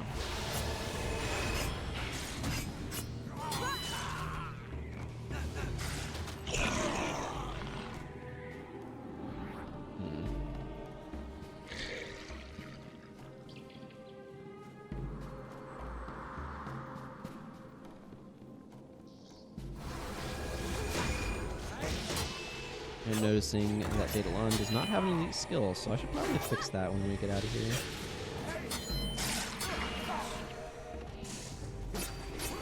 Not that you necessarily always need to bring an elite skill, but if you're not going to, I think it's usually a good idea to have a good reason not to. I got my Golden Lotus Strike disabled. That is annoying. That guy has tainted flesh on him. be able to get to the next area.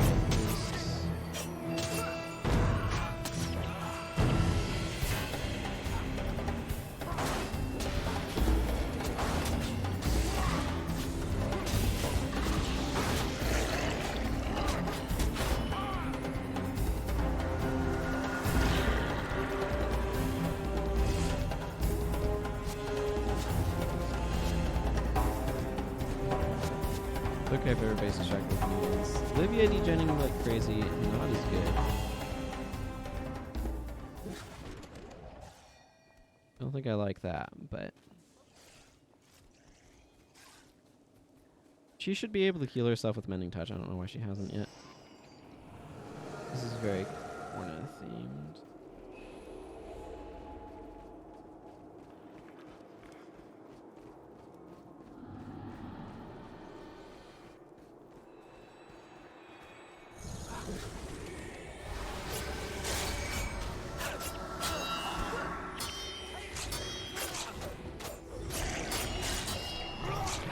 Gotta rebuild some of our minion supply.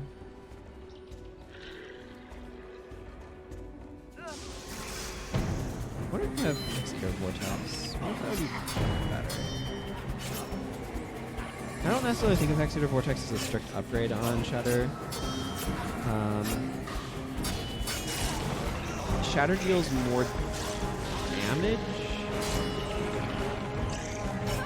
and I think has a shorter recharge.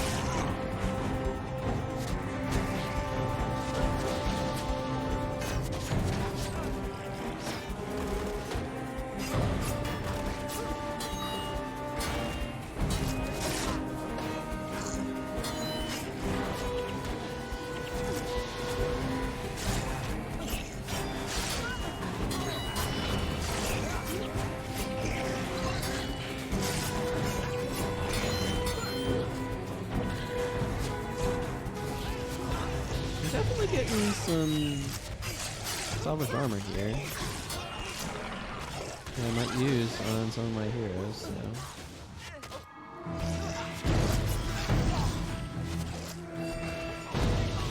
I put that off earlier, but whatever, here we are.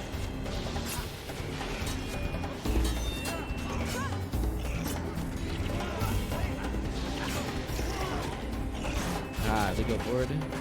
Archery targets.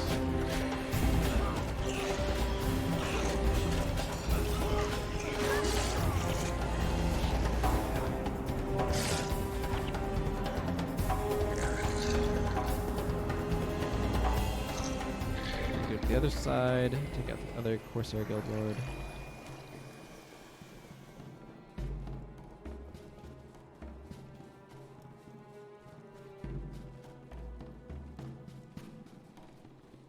I don't know if we'll get to the next island or not. These can kind of be a bit sluggish. Our damage is not bad in this party, thankfully. But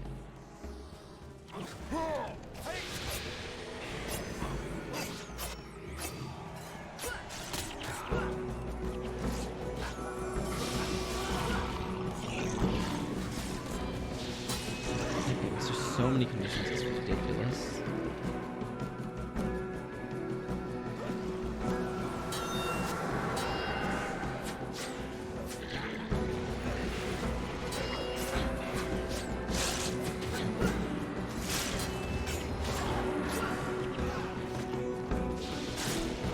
Poor Ogden trying to keep up with everything that's going on, too.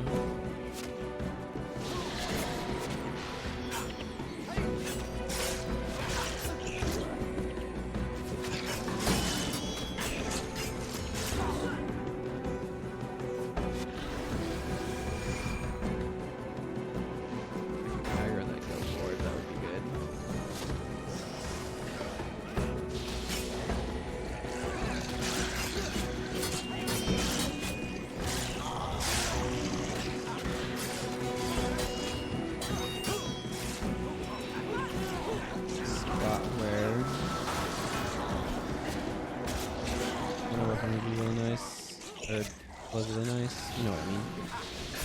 Highly effective splinter weapon. Okay. I need to get over to that flag area, and I'm not quite sure how to do that.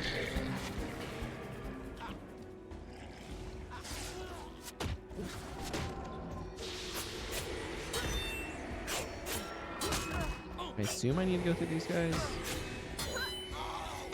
Ooh, eggnog.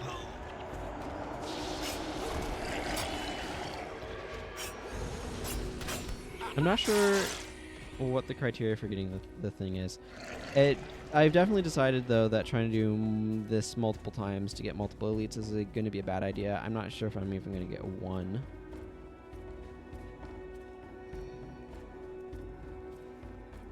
Okay, well, at least I chose the correct direction to go from there.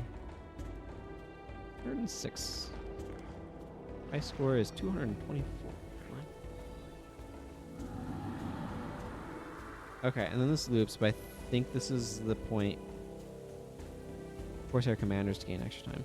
I think this is the point where they start adding the boss. I need to find a Corsair commander in the next, like, minute and a half, though. So it looks like you have to do a complete, like, loop through the 3 different locations to be able to get to the point where the bosses that you can capture off of spawn. So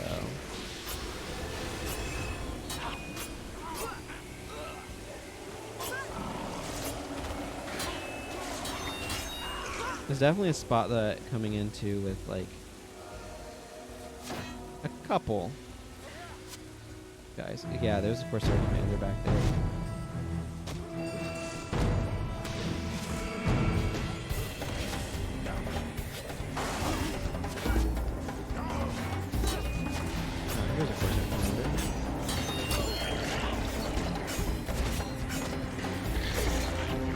You're all alone, one, which is not the one I can talk about.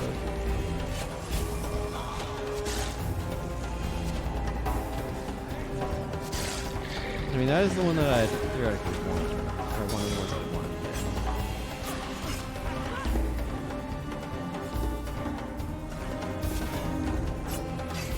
There's another Corsair commander over there.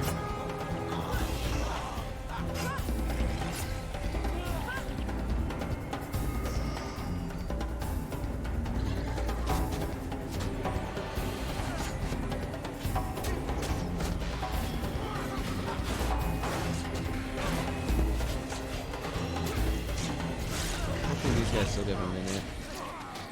They do. Excellent. Okay, that's the warrior. It still wouldn't be bad to take him down because it gives us another 30 seconds.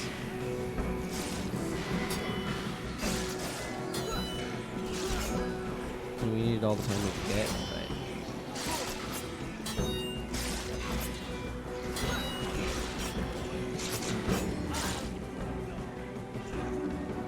but okay. No time.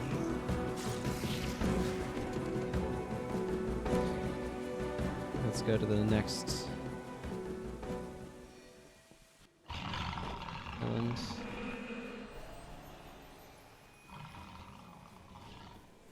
Guild lord that we need to go after. Commanders are up in there. So it is a little bit easier to earn time on the next round through just because the commanders show up. But this is still ridiculously tight time-wise.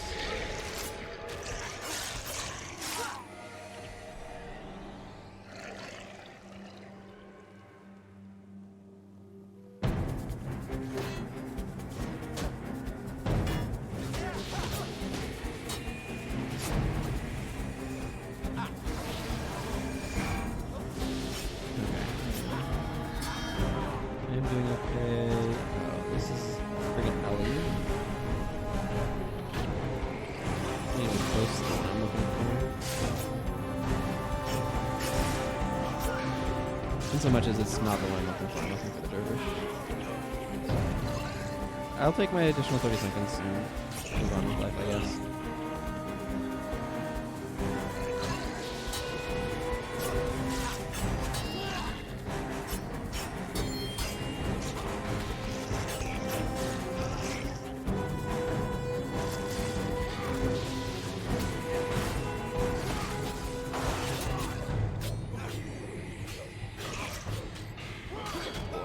For Foul Feast right about now.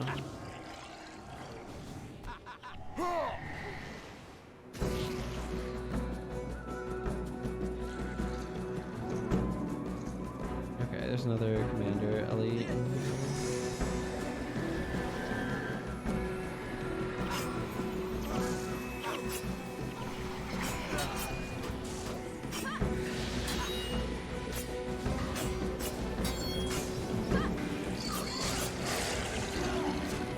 There's another 30 seconds.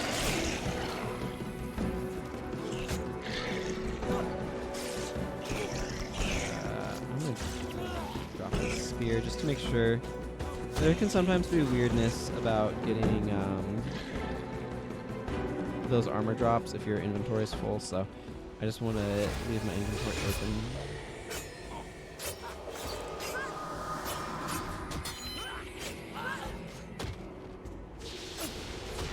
I think I'm going to be sunk on this one and not even be able to go even capture the elite that I was hoping to get going through here.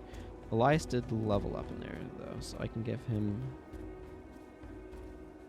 I mean, his damage is all coming through a maxed stat, so it's not a huge deal. But I would need another... I need that commander to, like, be somebody who goes down very quickly, and for these guys to not take very long to get through.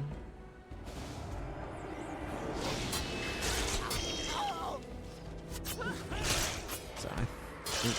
Hey, Orange Eyes? Orange Yes? I'm not sure. How do you like your name pronounced? Are you Orange Eyes or Orange Yes?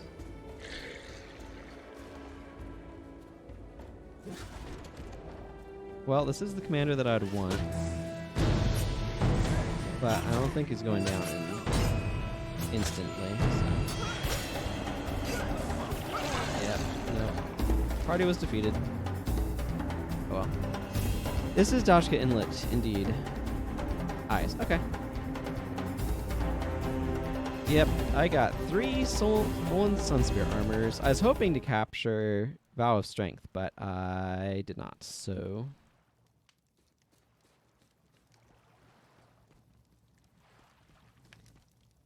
clearly not a great way to try to go get... I didn't get anything there.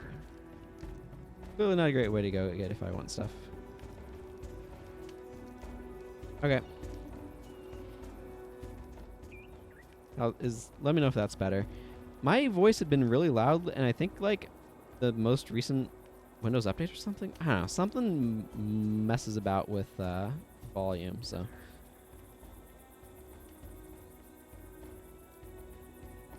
Ooh yeah. Let's go ahead and get. Oh. Oscar would have to be in my party to be able to get him the thing. Okay.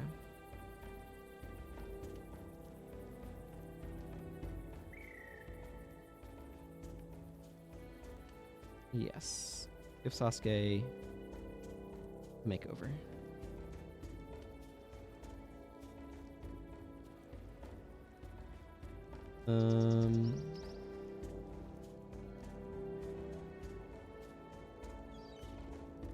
See.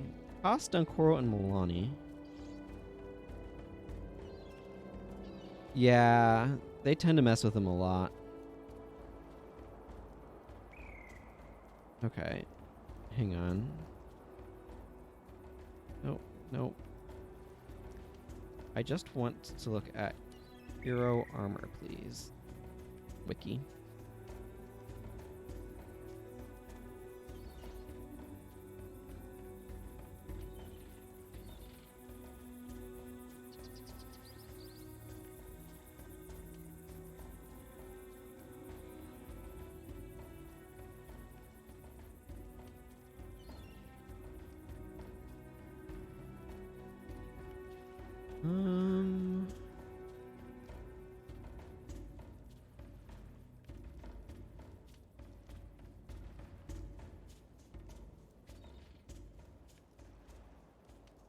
Yeah, I see.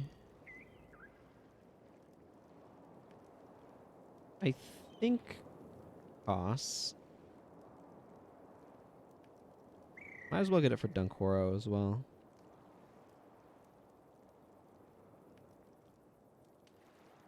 Yeah, my team is not configured well for it, I don't think. Koss and Dunkoro. There we go. Now Donkoro can be these colors, and Koss can have this armor set. But I want to get Vec back in my party. Where I think is Vec the one at the bottom of my party? Yes. Vec.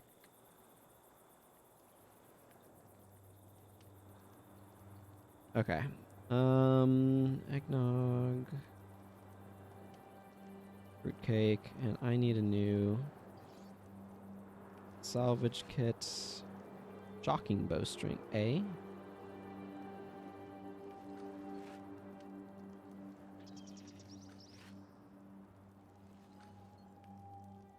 Anything else?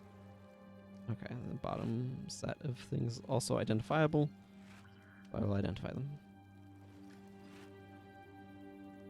Only the strong survive. Reduces weakness on you. Okay, let's see. Where is the merchant? There is a Relaja.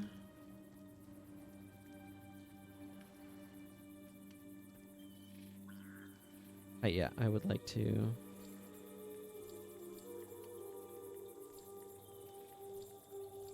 sell these blue things. I think the rest of these I want to salvage, so I'll go ahead and just buy a new salvage kit and do that. I expect to get iron ingots from them. And I did, therefore I was correct in my assumptions about what I'd get from them. Okay, cool. Let's go...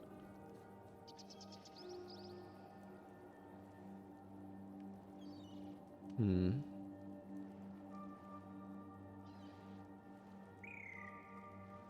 doing fairly well. Trying to decide if I want to pursue the primary quest, Vabi,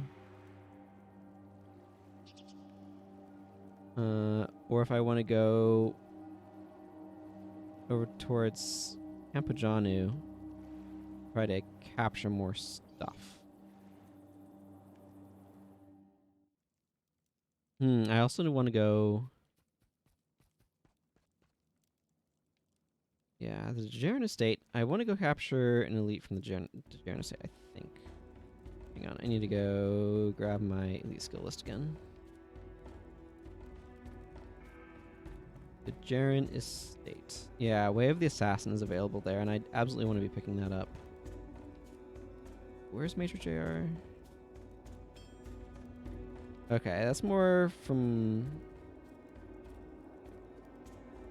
Kodonur Crossroads. You know what I'll do is I'll go do the next primary quest chain. I'm just doing a thing where I have a limited skills for my heroes to use called the Skill Booster League. This is using a tool that I made. It has like limited number, like there's skills and limited quantities of them. I have 7 axe rakes that I could use across my party. For example, 1 eviscerate that I could use across the members of my party. So it just creates... Oh, that reminds me. I wanted to get Daedalon and Elite, so this is a good moment to do that. For some reason, I just neglected to do so. What would I want on him? Like, I could just put E-Surge on, but that seems kind of boring. I probably will anyway. Not sure over what, though. He was running Lissa's Aura, but then I got a BIP. It is randomly generated. There's a lot of stuff that kind of goes into it. So you can specify what skills are in a booster pack and what the configuration of a booster pack is over here in the settings tab. So, like, for example, I don't know. Where is Nightfall General? Right down here. So this has 50 commons, 25 commons, and 10 rares in a pack. And then the set has 198 commons, 311 uncommons, and 82 rares. So you can specify what rarities you're using over here, and then edit your pack to your packs to reflect rarities, and you can assign rarities to skills.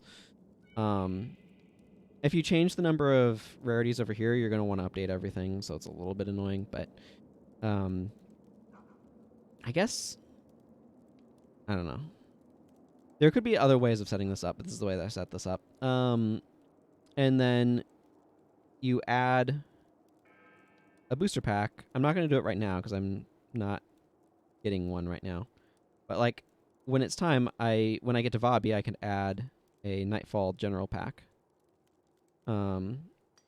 So then this limits the skills that I get access to, and means that I can change things up, and I'm not just using the same stuff over and over again, which is... Buildcraft is the part of the game that I like the best, so I like having this to enable that.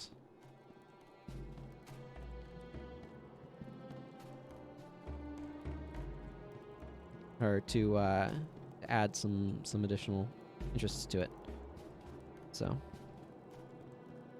and I give myself booster packs at certain milestones. It's something that I've done on characters, like their first playthrough all of the campaigns, is I'll run them through a skill booster league at the same time. So, like, playing through Nightfall, I'll get skills from Nightfall, and just kind of like an emulation of a fresh account experience, unlocking skills progressively. That's sort of the idea, yes, exactly.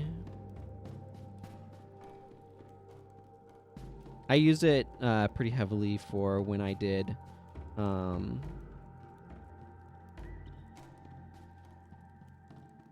do I just drop Power Spike? But I used it pretty heavily when I did a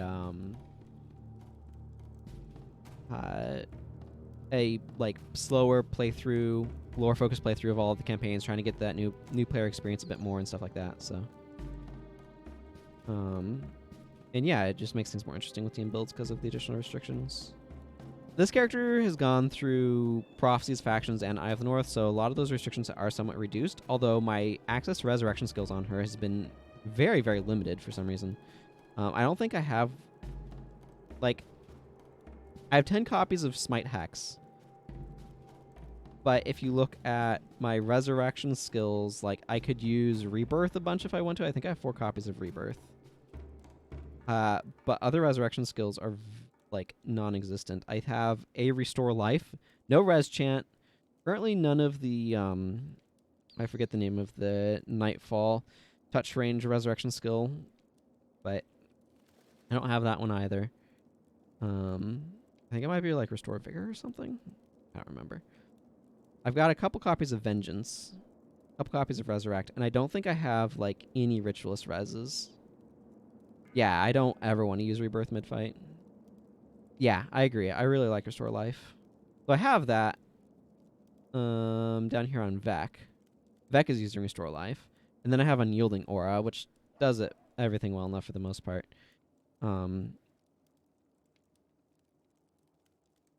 They can sometimes be really dumb with it, yeah, for sure.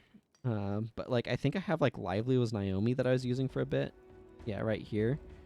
Just because I had so few res options, because I don't have Flesh on My Flesh or Death Pact Signet either. So my resurrection options have been very, very limited on this character. Been interesting, just trying to figure out how I'm getting people back up if they need to. Yeah, Signet of Return is an option. I don't think I got that until I went into Nightfall, though, and I went into Nightfall fairly late. Like, I dropped by for the heroes, then I went up into Eye of the North. So. I'm trying to figure out what I want to do here. I feel like Power Spike is... I probably don't need Power Drain. I kind of like the damage from Power Spike. I still want Shatter Enchantment. Maybe I don't need Vengeance. Maybe I just drop Vengeance for E-Surge and go with I have... enough reses, otherwise that feels okay. I do like Signet of Return for another one, but that's another one that's like a little spotty in mid-combat. I like We Shall Return.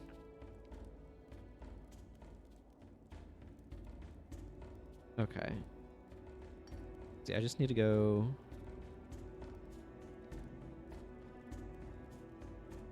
I'm just going to drop this Signet of Capture for the moment because I don't think that's going to come up.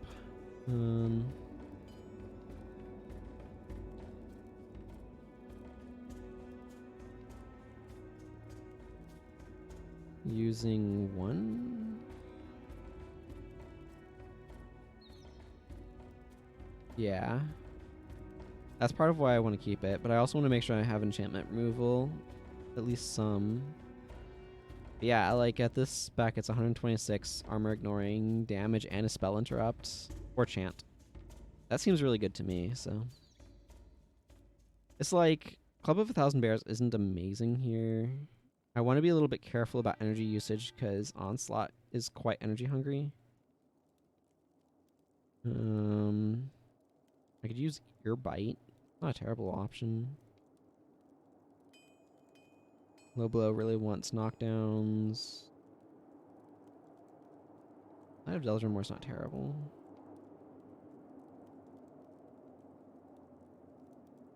I might just bring Ear Bite here. Yeah, it is.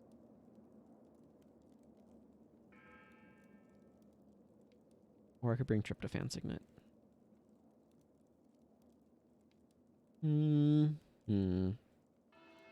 Oh, I could also just put Mystic Twister back on.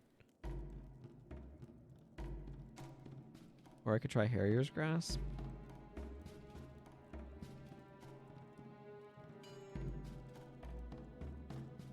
Yeah, it still is in PvP.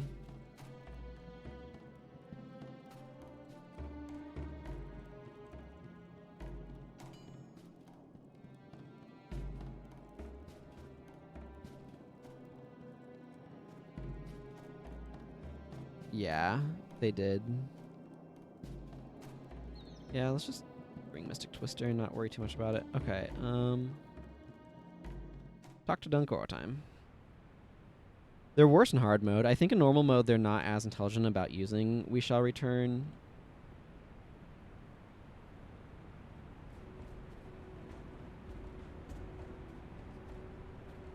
But in hard mode they really do know how to use it, and it's brutal. Let's see, once I get Elias up to level 20, I'll probably swap him out for Zenmai. Get Zenmai leveled up.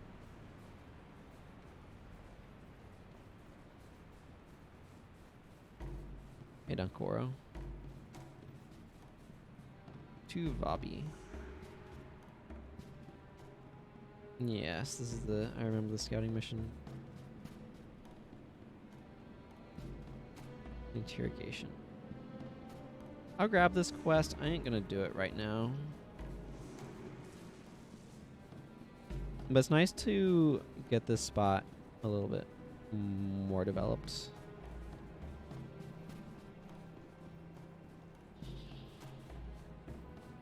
My experience with trying to use things like Vocal Minority is that they don't work as well as you want because the Mesmers in those groups have some... Like, there's... Those undead groups have pretty decent hex removal, so it's actually hard to get it to stick.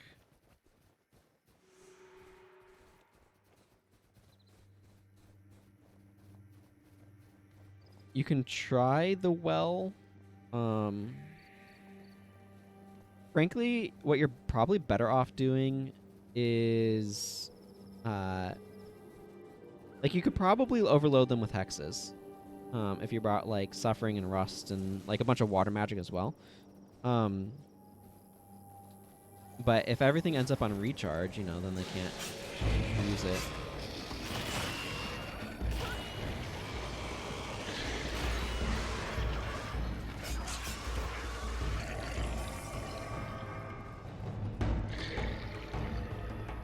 You can try Well of Silence, but the problem is getting them to be standing in it. And the Shout Res will get them back up long before you can make a well, so that's also another issue with trying to do that. Like, I'm saying, like, yeah, those are absolutely things that I've tried, and they make sense to try. They just don't necessarily turn out as successfully as you'd like, has been my experience. What would be an acceptable tip for LA to ask on? I have absolutely no idea.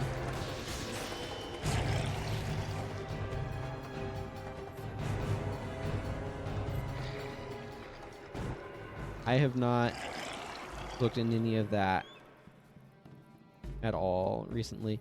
How long did it take? And then just kind of like base it on that, I guess. Would be my advice. I don't know if anybody in the chat has an idea.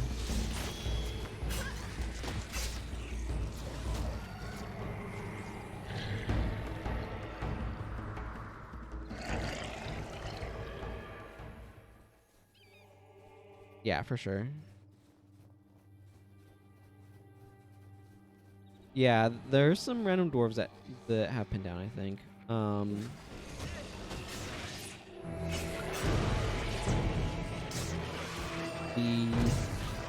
then Water Smear. Scoundrel's Rise can also be a little annoying. But I'm not sure how long the run from LA to Ascalon... I assume Ascalon City. I'm not sure how long that takes.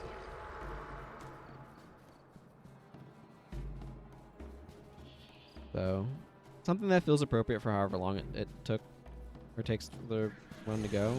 I don't know the context in which you're asking. I'm assuming you are asking how much to tip if you have been on the receiving end of the run. But, I admit, maybe you're asking how much you should expect people to be tipping you.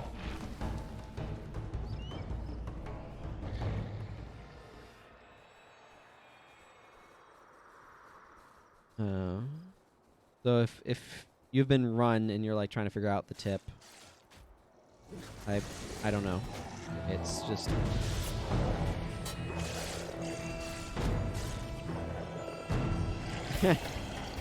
yeah, not a tip on how to run, but somebody's doing the run for tips. My gut instinct says something around 10 plat-ish, but I don't actually have a great sense. I mean, if you can, be overly generous. I don't know. Let's see. I get up to Island Refuge. I'll do that later.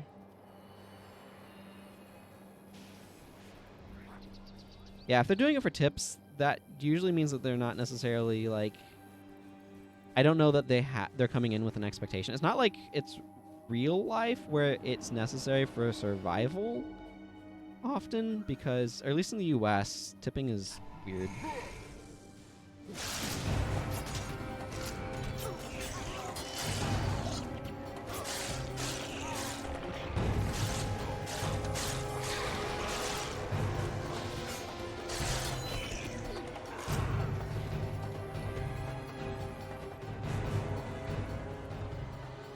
Okay, so you can go through here and get up to Rylon Refuge. But I'm probably going to pick Master of Whispers, so that seems somewhat irrelevant. Technically, I should be booting Vec and adding Zenmai before accepting this quest reward, so I'm going to.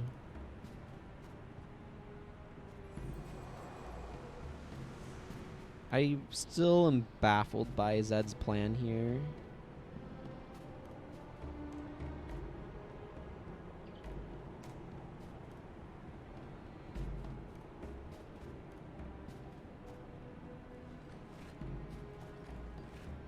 He just shows up into our base, threatens us, and then it expects that we're not going to just kill him to silence him. Seems very optimistic about us. More so than I feel like he expresses with his constant two-leg banter.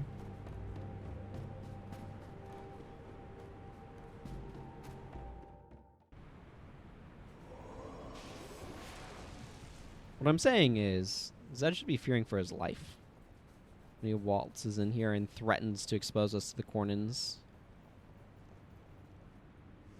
Because there's no reason that we wouldn't just lock him up or just straight up kill him to silence him. Except that we're the good guys, and that's not how the plot goes. I mean, we would absolutely do it with other enemies. Yeah, but, like, we've killed plenty of random Kournans.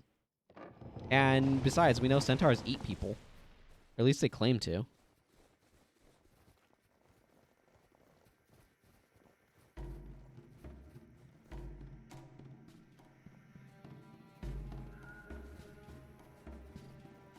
Like, I feel like his plan here works precisely because it's supposed to, not because it's actually a good plan.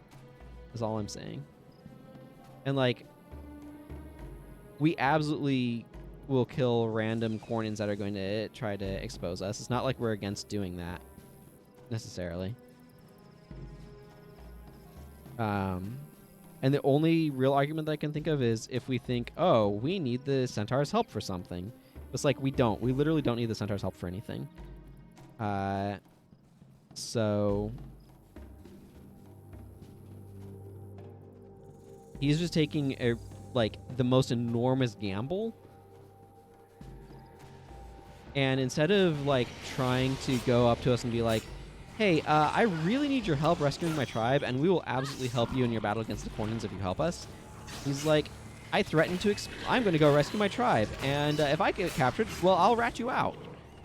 Like, he's coming at us in a very threatening posture. We're on the run. We're trying to hide from the Kournans. I don't know why he has any expectation that that's not going to result in him just getting straight up murdered. Like, except it's like, okay, the plot needs him to survive.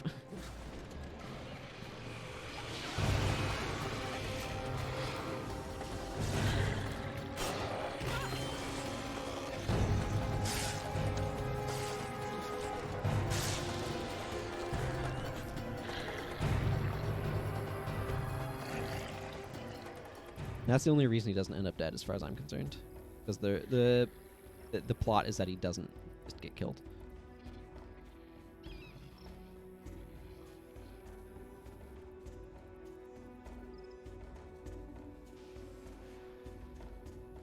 Got this attention of this guard. I mean, it's fine, but it's one of those things when you start thinking about it, it's like, wait a second. But I don't blame them. Like, they try to crank this thing out real fast, and oh man, now I'm getting flashbacks to all of the like I don't know if controversial is the right word, but a lot of people said Factions was made by the B team, and then the A team came back for Nightfall because they felt like Factions was not anywhere near as good. Yeah, it's a little bit of a nitpick.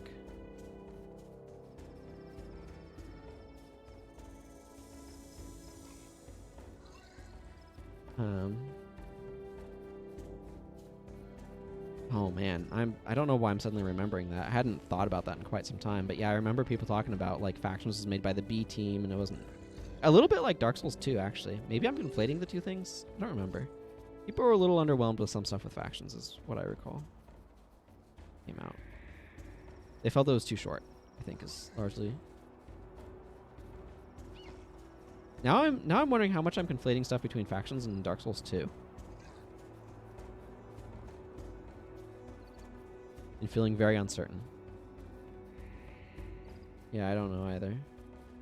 I do remember people complaining about how small and short Factions was compared to Prophecies. And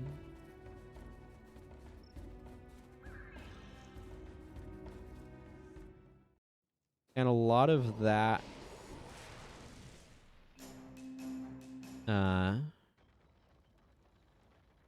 like, there were so many decisions that led to Factions feeling shorter. I think one of the big ones was that you just didn't have a reason to visit like half the map if you were a foreign character. Okay, I've added Zed. So I need to add Zed to my party anyway, but I need to add a Nightfall Elementalist to the pack. Okay, that certainly is a pack of skills. New stuff.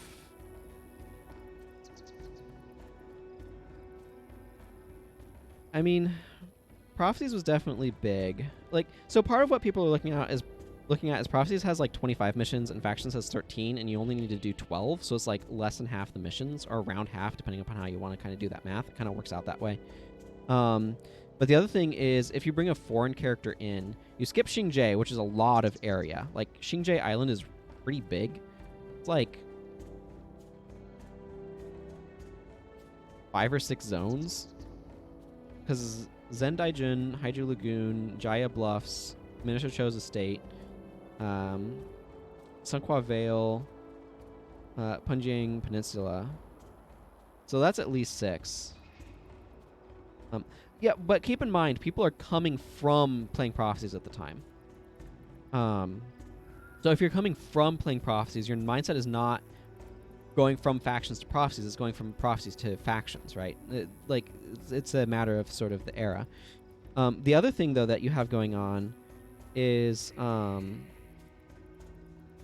these are nice to have access to now. But the other thing that you had kind of going on is, because of the faction system, people were encouraged to either be the Luxons or Kurziks and not venture into the other person's territory. I remember, like, I was a Kurzik for a very long time. At this point, I just don't really care. But, like, I focused on Kurzik stuff. Like, if you look at my bank, here, I'll open my bank, and go to this first page, you can see, like, I have 104 equipment requisitions. These are the token, or the rewards for doing quests in the Ekvald Forest that I have banked up over the years to turn in for superior salvage kits. I ain't running out of them anytime soon, that's for sure. So between Xingzhe being like a quarter of the map, and then Ekvald Forest being a quarter, and the Jade Sea being a quarter, and you being encouraged to only go to the Ekvald Forest or the Jade Sea, not both, and just from the design of the game, meant that factions felt comparatively small to people. Because you were missing out on like half the map if you were bringing in a foreign character, at least in terms of like what you were encouraged to do. So this is where I take my superior earth magic. I like to make Zed earth for some reason. I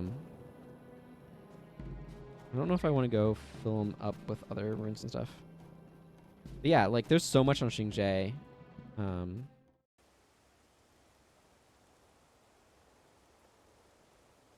And like, yeah, prophecies, once you go in from LA, you like the Northern Shiver Peaks and Ascalon are a lot of area as well. But coming from the mindset of, I've been playing prophecies for a year, now Factions is out. Oh, I played through it, and I had 12 missions to go through, and you're missing half the map. It felt small and short to a lot of people, I think. Coming from that perspective, especially if you're bringing a foreign character over. So, like, I think Cantha is a decent-sized place. It's just the way that content was arranged is kind of what caused some of the issues. From that standpoint.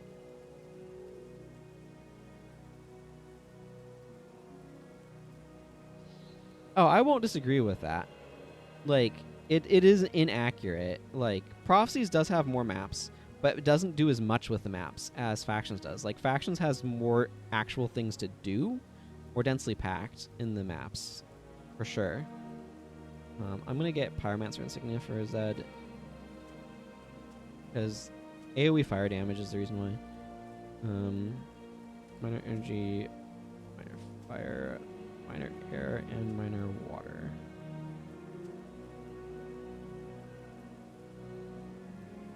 And yeah, it is a bit nonsense to be like, there's no content in this game. Also, I skipped half the content in this game.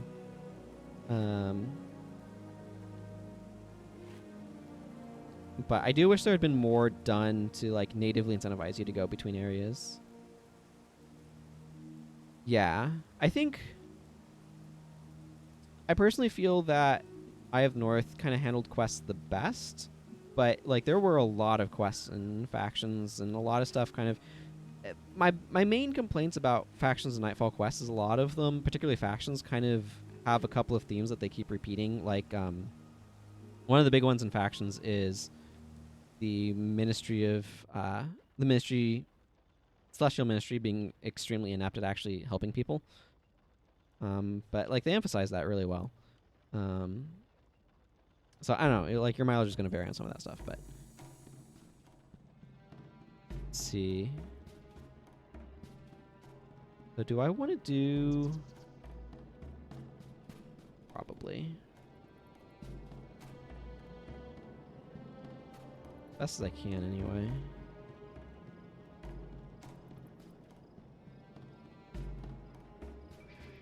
That doesn't feel great, but whatever. We'll kind of fill them up as we go. I'm going to give him a similar thing to what I was doing on Vec, my plan here. And there's a lot of of neat quests. Yeah, I agree. The PvP content in Factions was really solid. They had a nice gamut between like more casual PvP formats and or they had a nice supply of more casual PvP formats that I like for Aspenwood and Jade Quarry personally quite a like I like both of those formats decently well. And I feel like they fit a nice middle ground. Let's see, yeah, Gift of Health and Restore Life.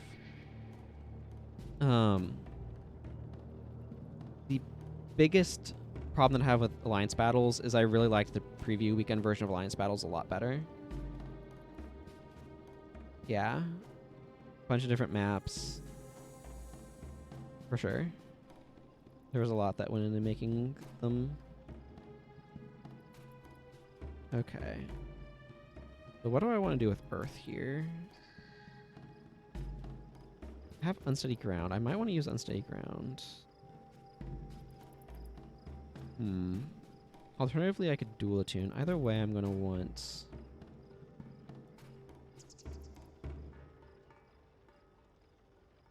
Earth attunement.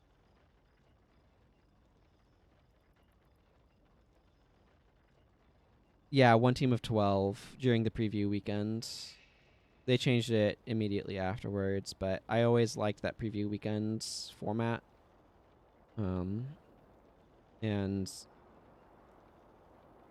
was not as thrilled with the way they changed it. I understand their reasonings for balance and stuff. And like I respect that, but that doesn't change the fact that I preferred the way that it worked during the preview. You could queue from as a party of 1 to 4 players. So you could just hop into AB and queue in. I have a distinct memory of seeing a firestorm off in the distance and it being the coolest thing ever. But I liked being able to hop into the Alliance Battles area and just hit start without having to actually join a team. I personally quite liked that. And again, like I understand why they didn't stick with that. Teaming up was optional, yes. Yeah, so you could enter the queue as one just by yourself with another person with a team of 3 or a team of 4. And then it would like fit everyone together.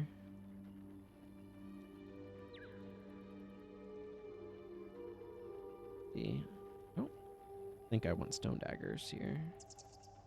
Stone daggers would work really well with fragility though. None of the rest of us are really doing anything that would work well with fragility though.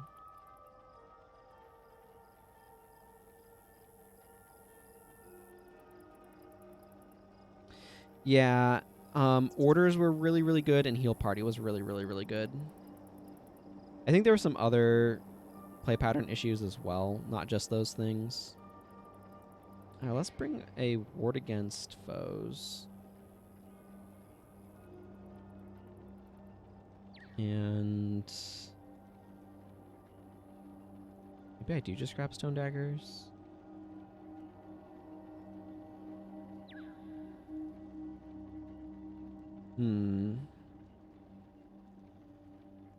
Let's see, this one's water magic. And I'm not bringing my water mage. I'm not gonna... Yeah, okay. Let's just throw on stone daggers then, just to have stone daggers, I guess. Not like an exciting skill, but alright.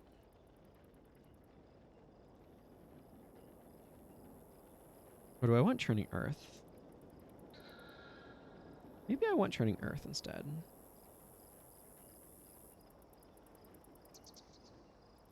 No, I feel like it doesn't necessarily have a lot to do otherwise.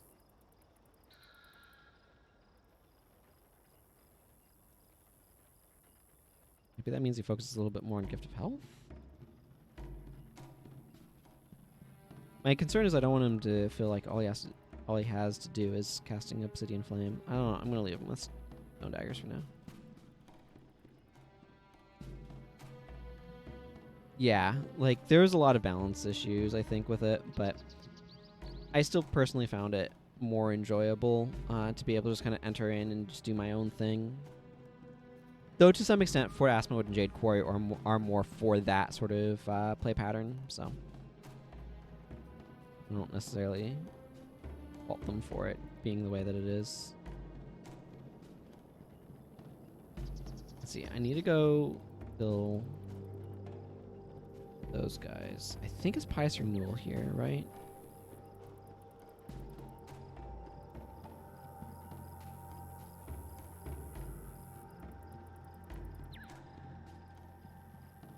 Yes, okay.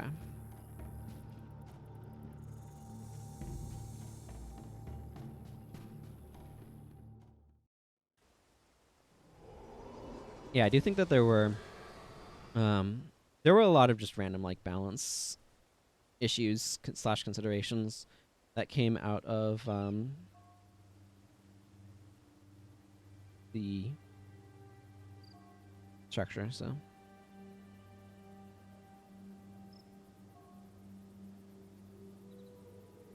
yeah, for sure.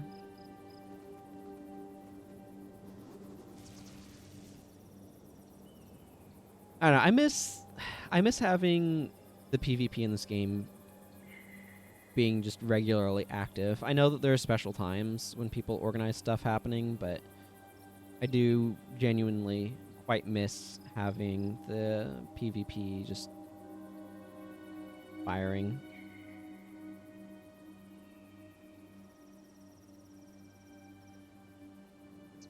To be able to enter RA whenever the heck you want, and it's like people doing random stuff. Or to be able to just be like, I feel like doing some Fort Aspenwood or Jade Quarry or whatever and have it going.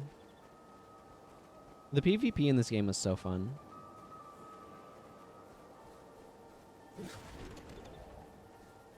Yeah.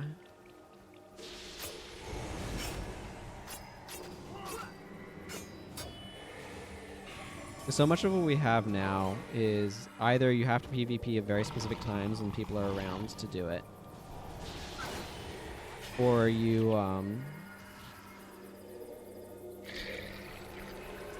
let's see, I'm gonna go this way, or you're like farming bots, and that's just not what I'm here for. I'm here for the GVGs of old. And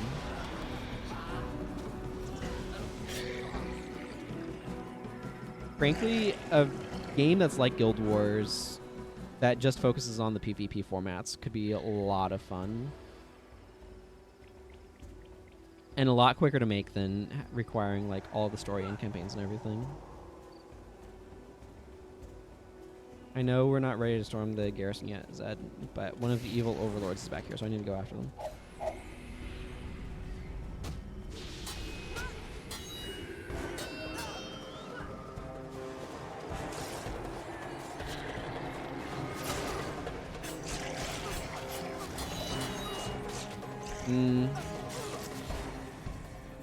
What I would really love is for ArenaNet to release like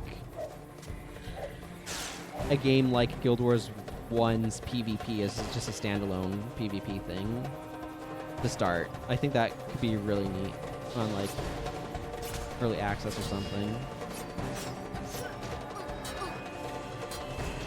And maybe add an API so people can make bots for it themselves if they want them. I'm not sure how that would work, but something like that could be kind of nice. Because I remember having a lot of fun with the PvP in this game.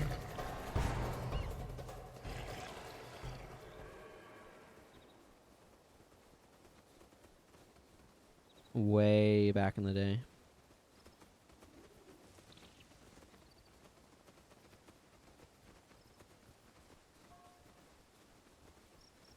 I know we're not. We're not storming them. I wish there was a PvE use for guild halls too. It would be nice to have some sort of option to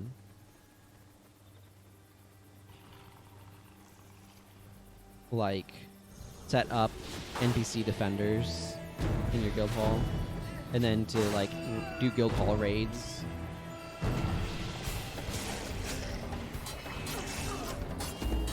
Yeah, well, you wouldn't necessarily start with as many skills as Guild Wars 1 has either. Like, you want to start off kind of much more streamlined.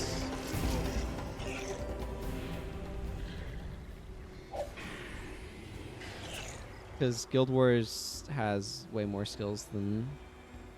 Like, there's a lot of chaff in Guild Wars, and if you cut out, like, the bottom 60% of skills... Yeah. Yeah, introduce things gradually.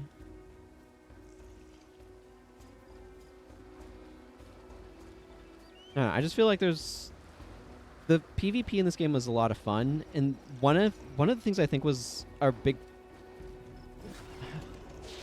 I guess missed opportunity is the best word for it. For Guild Wars 1 was that it came a little bit too early in terms of the PvP scene. Because it kind of came before, like, Twitch was a big thing and the esports was a big thing. Like, it could have been a really great esports game, and I think we're definitely trying to make it a big, like, an esports game, but they came a bit too early to really be able to capitalize on that.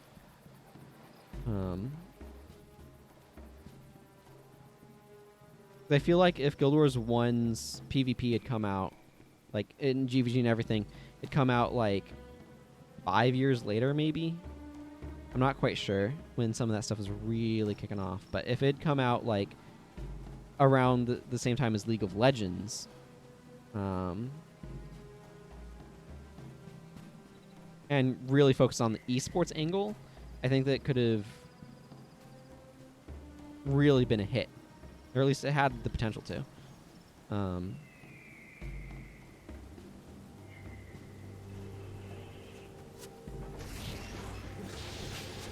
Yeah.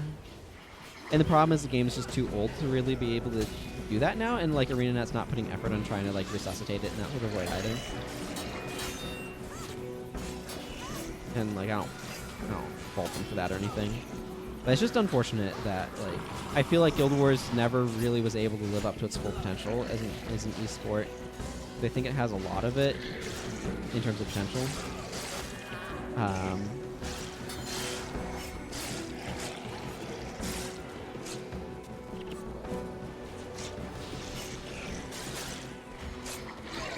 That just never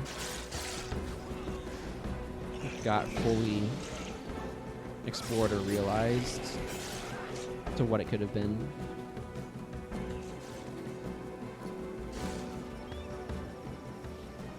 Yeah, it is.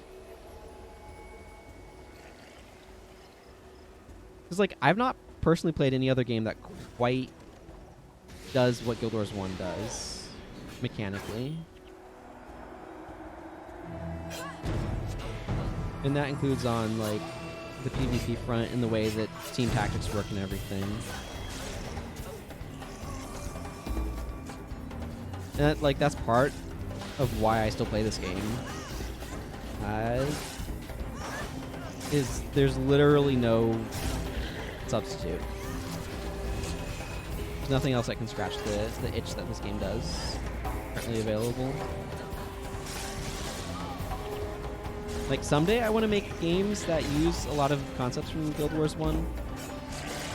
But I'm quite a ways away from that right now.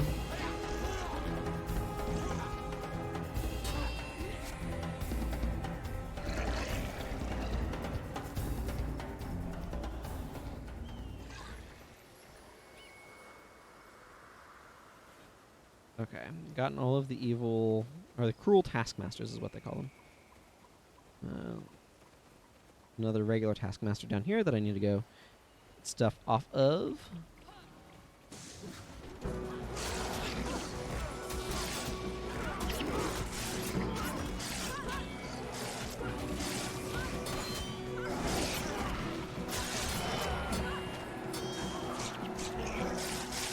Thank you. Good silky.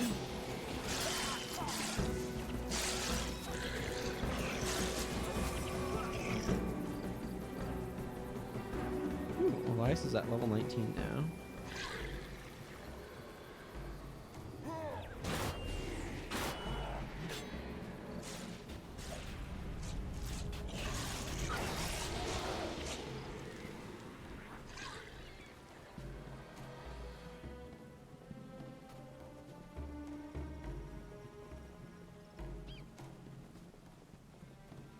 I mean, you don't even have to approach A-Nut with it, because you don't have to make it a Guild Wars game.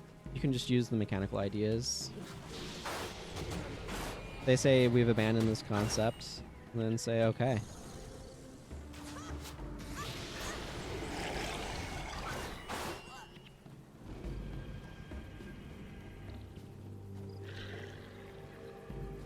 And I'd be fine with ArenaNet doing it, but I don't know how much the people that they have there are really geared towards running an esport.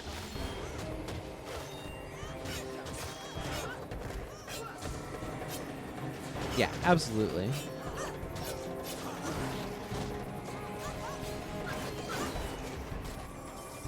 But that's where you kind of go to a publisher, not a developer.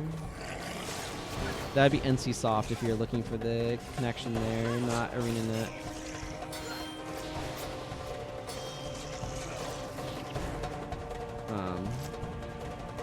I don't know how much they're in the business of that or not.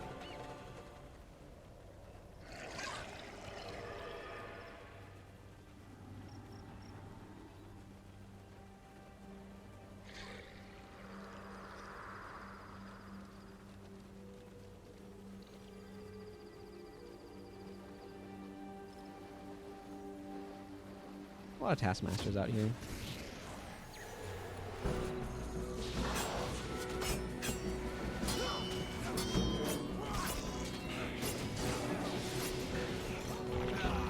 Okay, now I want the...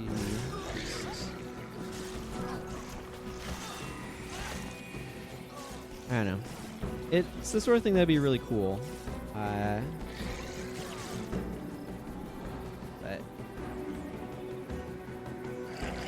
how you actually get it to happen is another matter entirely.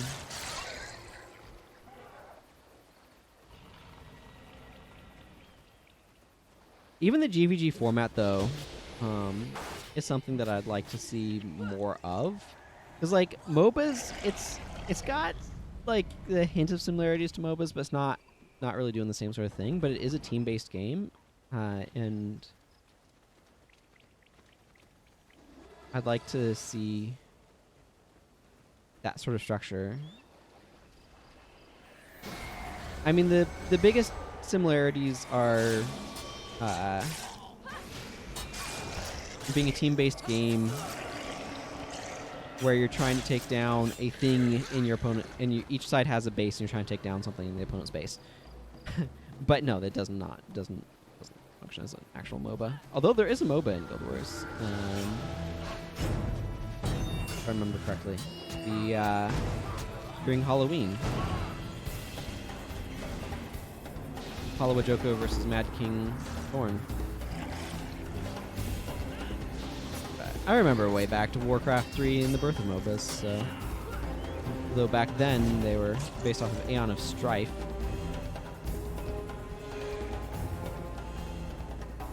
Rather than...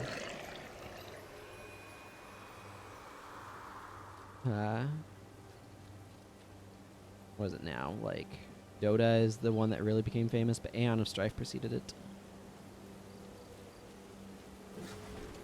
Yep.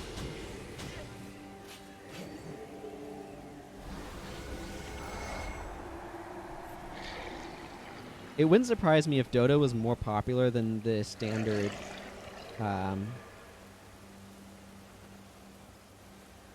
RTS gameplay for Warcraft 3.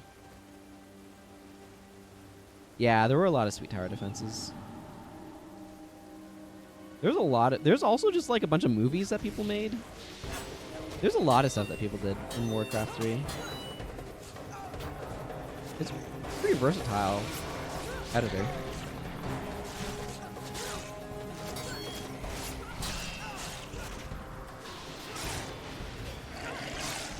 Shame about the re-release apparently not being very good from what I've heard. You get over here.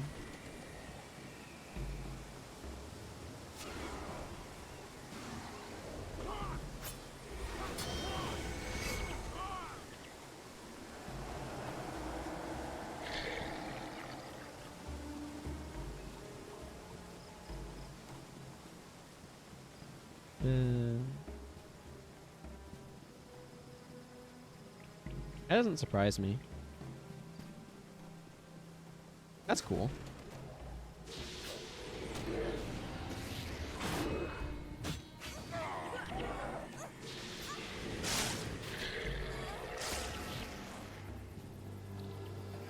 There's a lot of fun that I had back in the day making my own custom maps in it.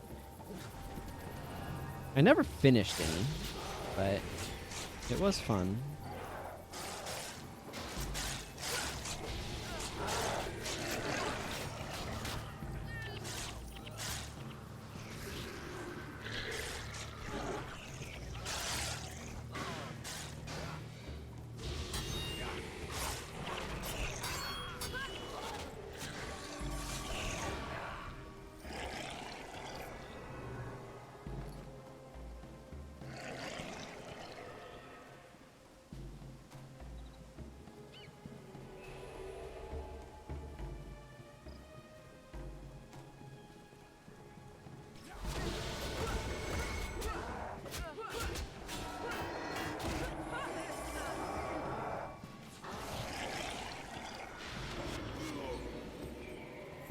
And then open these last two, because guess what? I have the cell keys I need. Haha. I have a specific order that I like to do this map in, where I go around the backside, take out these evil overlords, and pick up a bunch of Taskmaster keys, and then come around and open cells.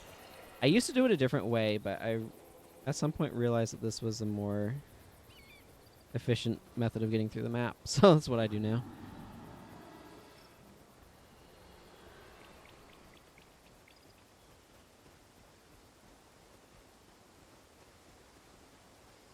The Citadel's not too bad.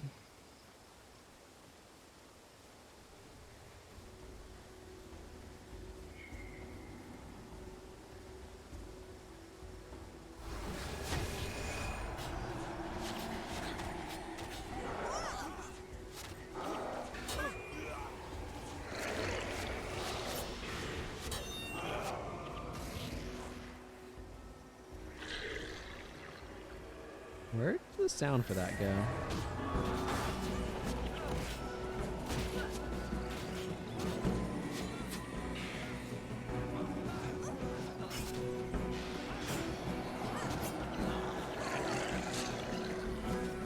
Yeah, those guys should not have bunched up.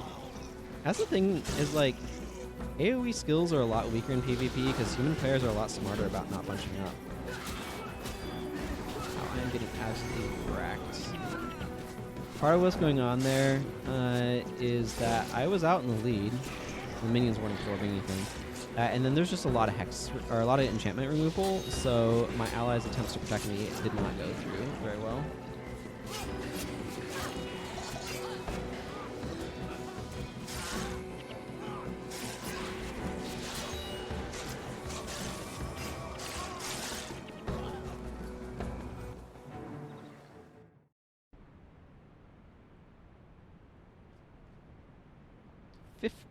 Bolts of cloth from that mission. Oh, here's the other mysterious message. There's an item that's basically identical to that. Hello, Kuro75. That's basically identical to this that you get in Prophecies for a different quest entirely.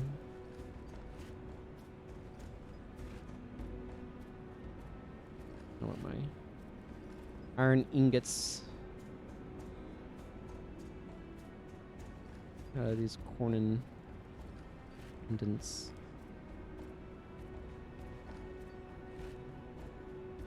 That's alright, Kudo.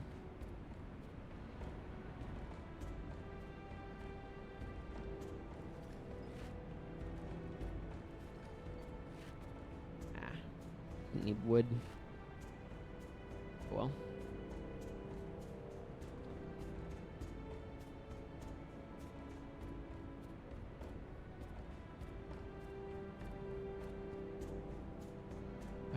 tanned hide than I need as well. Well, bank some of it for now.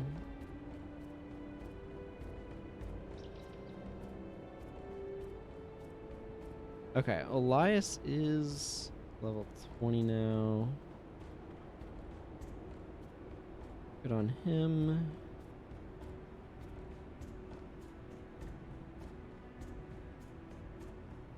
I want to get Zenmai in here.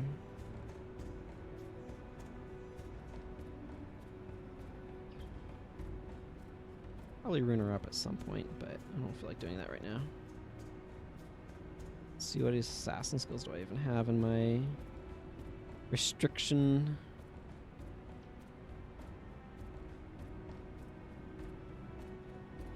That's a lot of Temple Strike.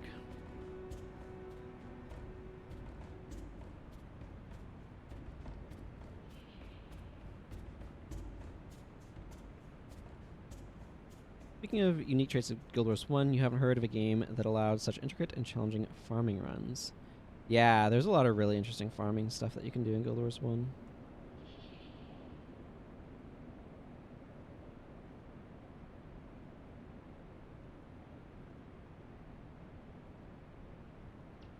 Let's see. Do I have DB? No. Ooh. Interesting.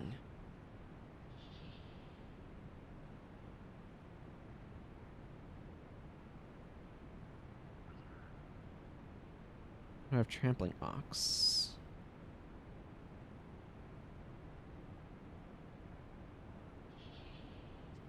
Can I rig up something satisfactory with that?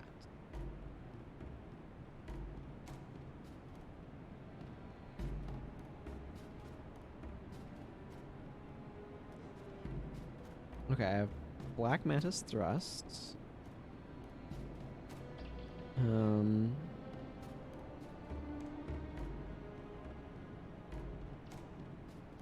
Fox Fangs.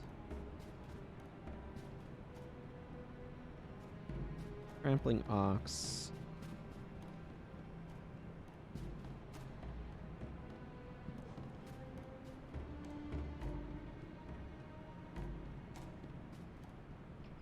Horns of the Ox. We're all about the oxen here.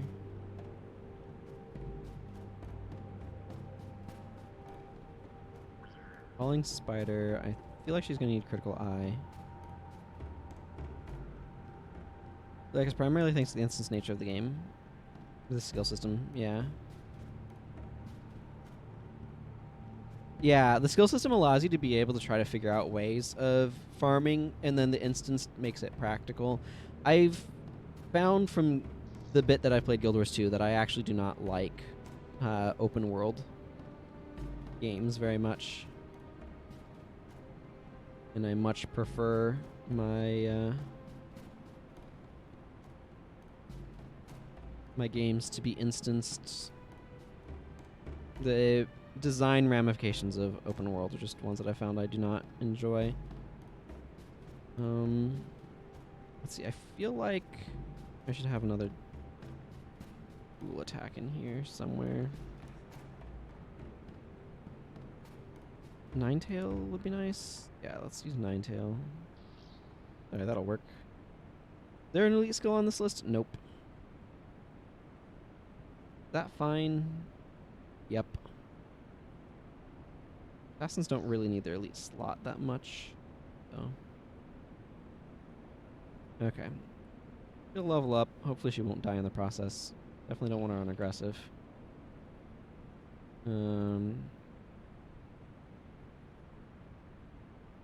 I should bonus her up some better daggers. I don't feel like dealing with that right now.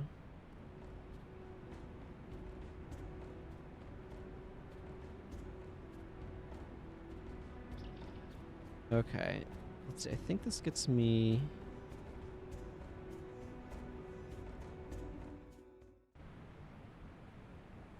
Master of Whispers or what's-her-face? Margaret. I'm going to pick Master of Whispers.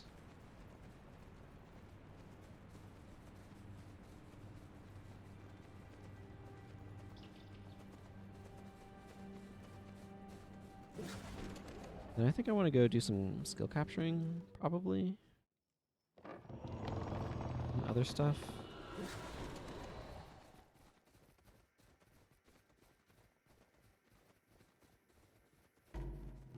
I feel like this is literally just walk up here and talk to some people, so.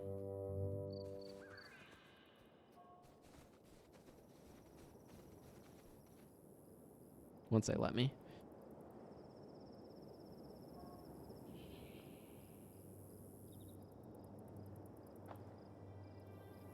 Ooh, and I have pain inverter?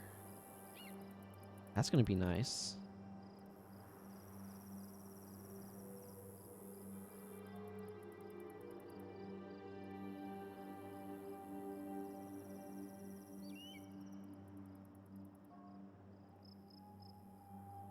I feel like I've traditionally picked Master of Whispers, but also traditionally done Margaret the Sly's missions, and I'm not quite sure how that works.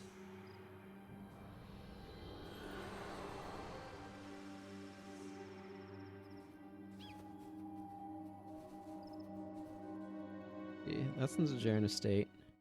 Okay, I'm gonna want to go through here and capture a skill. So, let's swap some stuff around.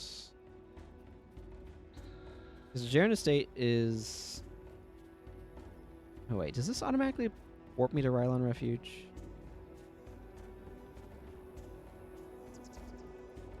I don't remember.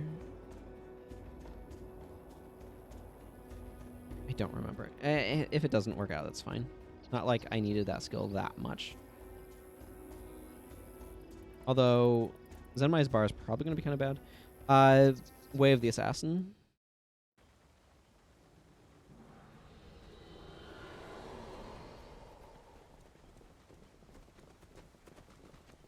Yeah, so I want to make sure I'm picking up that from Major JR. I don't know. I remember JR in the Guild Wars Guru forums back in the day.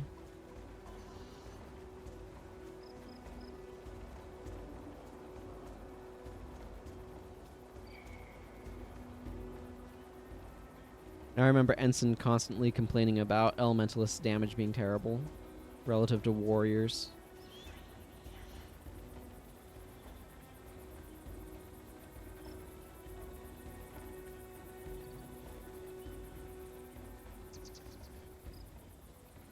I mean, his point was basically that Flare is a bad skill. And, like, Elementalist DPS is not... Like, they have to spend a lot of energy. I think his argument was more that Elementalist energy management is terrible. And that they have to spend a lot of energy to try to match the DPS that a warrior gets for free from auto-attacking. I don't know how right he was on some of that stuff. I'd have to try to hunt down those threads in Guild Wars Legacy's Guru Archive. And I ain't likely to do that anytime soon. Let me tell you. But,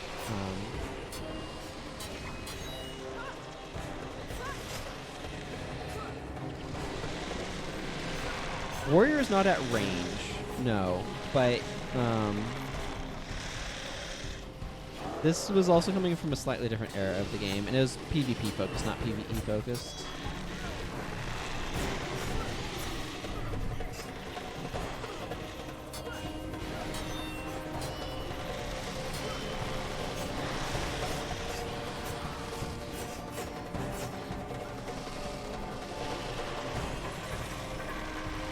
Again, whether or not you think what he's talking about was right or wrong is more just recollections of like flare damage versus just auto attacking with an axe.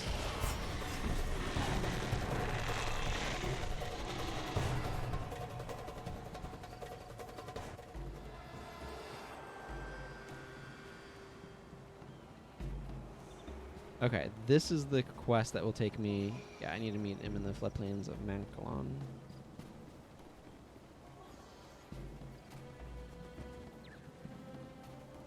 It's been long enough, I don't really remember exactly what was going on in it. And Flare might have been worse at the time, I don't recall. Well, it certainly was, because it didn't have the AoE aspect.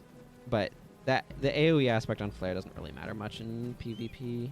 I assume it's got the AoE on Overcast in PvP. But you're generally not going to be so on top of each other that that'll matter much.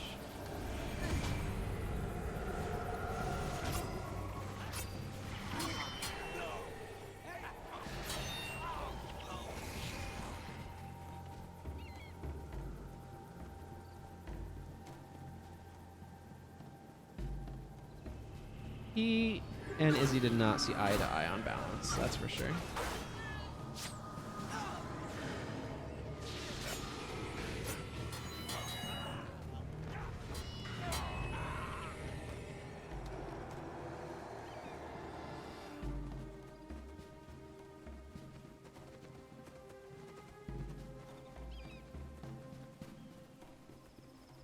I think JR is on the other side of this.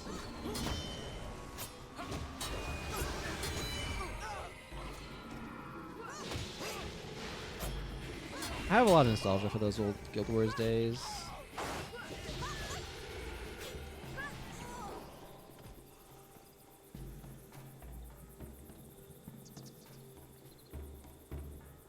Major JR. I mean, it's just capital J, capital R was the name of the person this is referencing, but...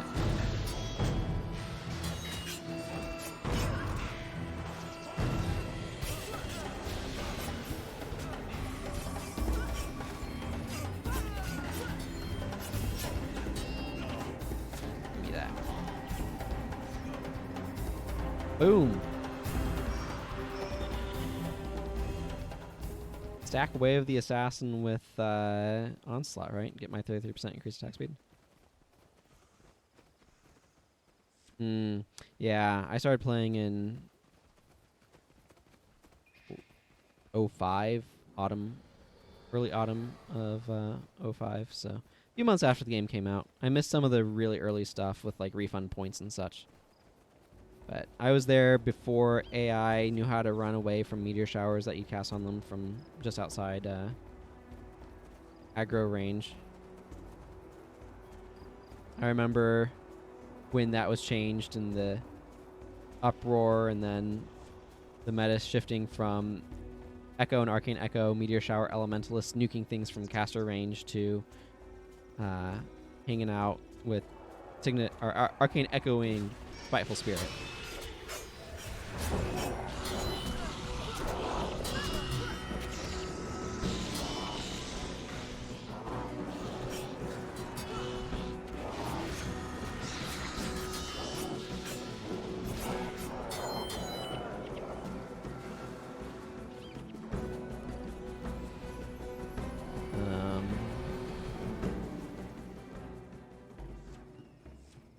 And back when PvP like was all in places off of mainland Tyria, and Tomb of the Primeval Kings was how you got into what's now called Heroes Ascent.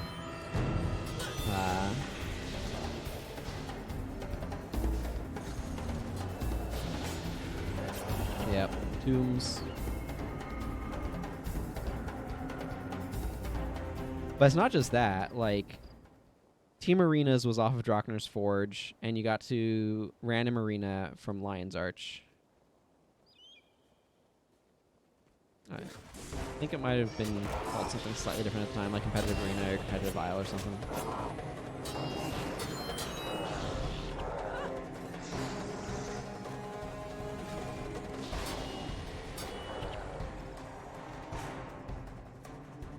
I miss some of that stuff too. I understand why they made the Battle Isles. It made perfect sense, but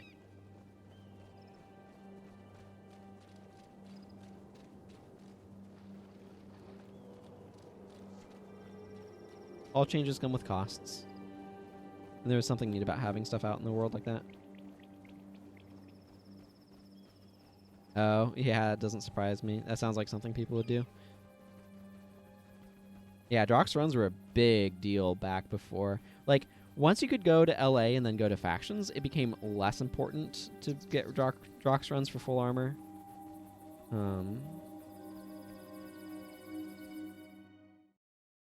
But the Pujanu. go get... I don't know how often I'm going to use Vow Strength, but let's just go get Vow Strength first, because I have this bar already. There's like 3 skills I want to go capture off in the Barbarous Shore there. Yeah, it was way more of an accomplishment, I think, than... Not to minimize Drox runs these days, but when you don't have I Am Unstoppable available and your anti-knockdown skill is Balanced Stance, you have to make sure you're aligning... Because your movement skills were basically Sprint and Charge. So one of those you could use with Balanced Stance, Charge. So you had to, like, align stuff. Yeah. But you had to kind of, like, line stuff up with Balanced Stance and Charge in your cycle and things. It was quite the challenge there. Okay. Barbarous Shore.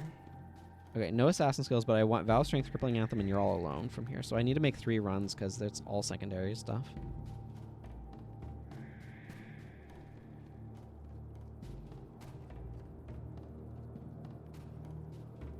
I should probably offload a little bit of this.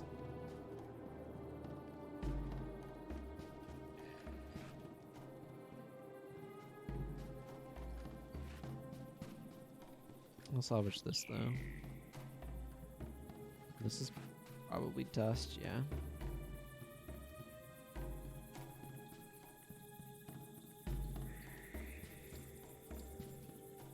Yep, Drox runs were a big deal. And then also figuring out the payment scheme of, like, both sides wanted to try to avoid getting scammed, you know?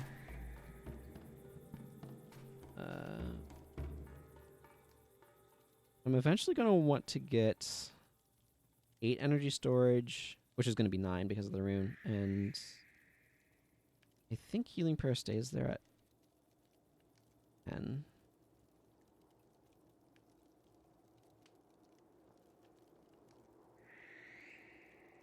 I haven't ever done a Drox run. I have fought Drox before, though.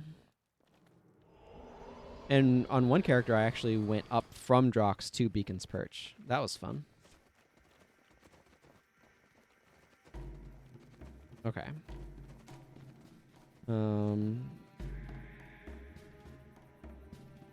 So this boss is basically due south, if I remember correctly. I think I actually have the bounty for the Paragon boss here that I'm going to be going after.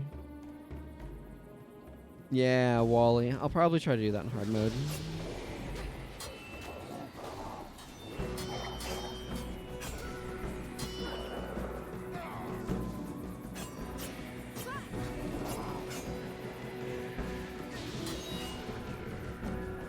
I might capture the 3 skills I want to get from here and wrap up. I don't know. I don't necessarily want to be streaming too much longer. I'm getting a little hungry for one thing.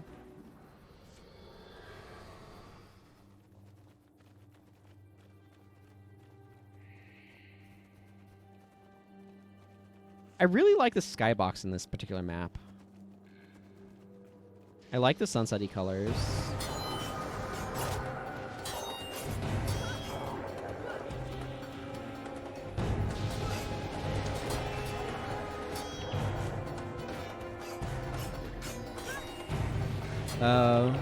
Silver armor, yeah.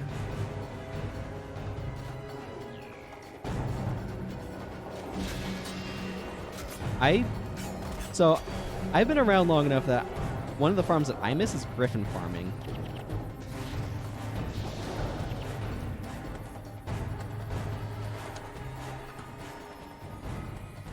And that one's been gone a very long time. But I still remember rounding up the griffins and... what, Prophet's Path? Yeah, Gladiator's Defense, Cyclone Axe, Live Vicariously, Vigorous Spirit. And... good old just ball up the griffins and spin. Is a very straightforward run. It got taken out of, like... I started like really seriously doing it when I was going after my very first set of 15k armor, which was Gladiator's armor on my warrior, because of course it was. I was apparently rubber banding there. And the griffins were like, that particular farming spot was gotten rid of. There's like maybe 2 or 3 griffins there now, and there used to be like a dozen probably, but it was so botted, like so heavily farmed by bots, that it was just straight up like taken out. They added lore about it with Kefkat Marrow Feaster or whatever its name is. Yeah, no, that was, it was like the farm back in the day as far as my knowledge of the game was. I think there were some underworld farms and stuff too, but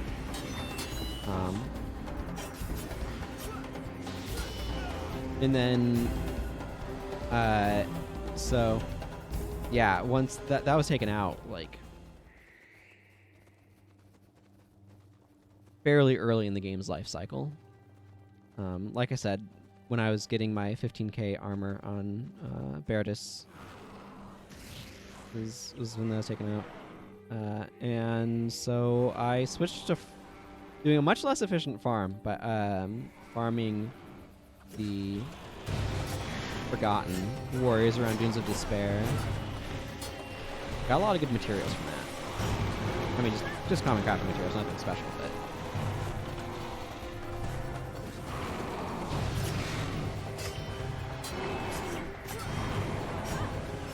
yeah, that was a very old farm. Oh yeah, hard mode. It was long before hard mode.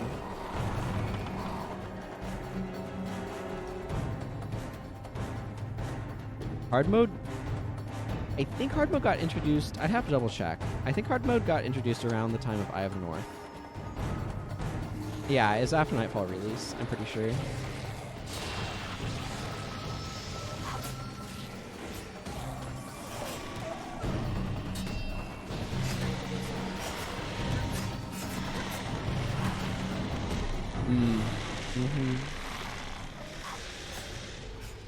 Another farm that I miss is the Ancestor's Visage, Sympathetic Visage farm with the 600 HP.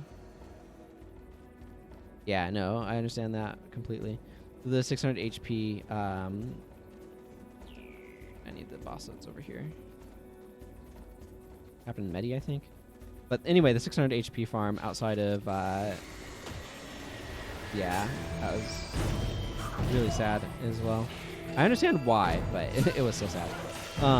But that was right outside the Harvest Temple. You just go out there in like 5 AL armor, slap on Cross Spirit and Spirit Bond, and then Sympathetic Visage, and the enemies, the Forgotten there, would kill themselves on their own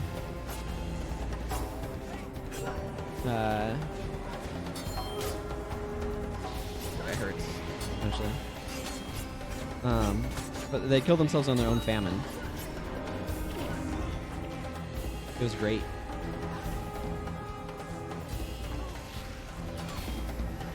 I'm gonna take out the Corsairs here for no good reason.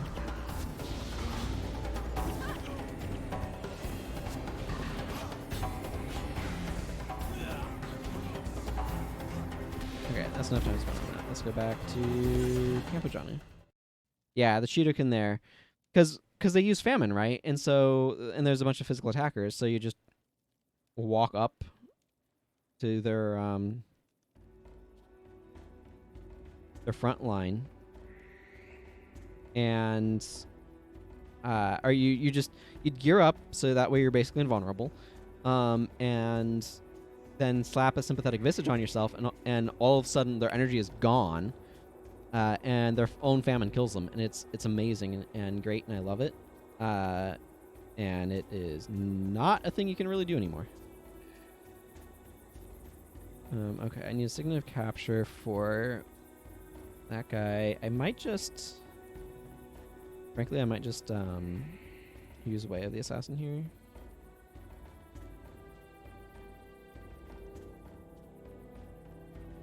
And just do this standard dagger spam.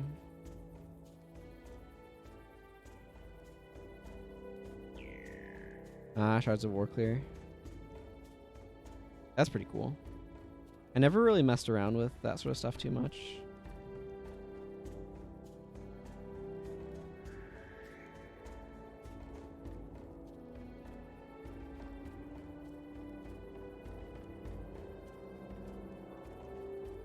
Yeah, they changed Holy Wrath in a way that I don't mind the idea of what they changed it to. I feel like it could be a little bit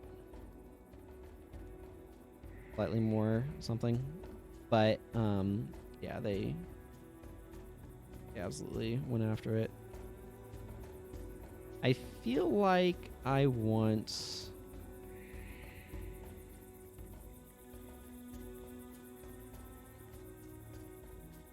something more for energy here. Maybe I'll just slap on critical attack. Nah, you know what? My energy should be fine between these two things, giving me ludicrous crit chance. You know what I do like? A good old exhausting assault. That on. It'll be alright. I feel like the skill that they turned Holy Wrath into is like sort of usable, but yeah. Back when you drop Retribution and Holy Wrath on yourself, and yeah, Arena. I do wish Arena was a little bit less aggressive about making farms not work. I feel like they really didn't like players farming. Which I understand they're trying to like keep it in an economy balanced. And like I get that, but also somebody got a level. Is that mine? Okay.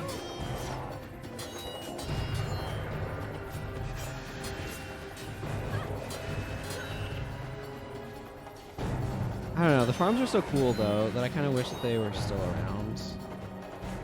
Even though it like create weird ripples in the economy that are probably not entirely desirable.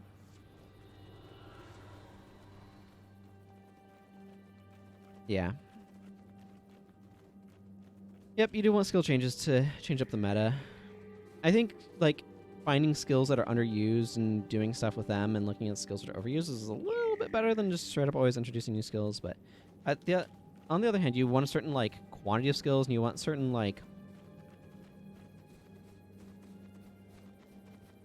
drinking some water there. You want a certain amount of like weird stuff for people to try to build around and work with. Yeah. When they made Ritualist Spirits drop, you know, in a not an unreasonable period of time. It still really kind of annoys me that Signet of Spirits isn't channeling instead of communing. I feel like Ritualist is like I'm not sure exactly the way that I want to phrase this. I feel like the Ritualist is the profession that has the most inconsistent power levels, where it has skills that are like utter garbage and skills that are some of the most powerful in the game. And I wish it was a little bit more even. Part of what's going on though is the Ritualist has too many mechanics. Like, if you look at the Ritualist, it has so many different mechanics between weapon spells, item spells, and spirits that's kind of like stretched a little thin.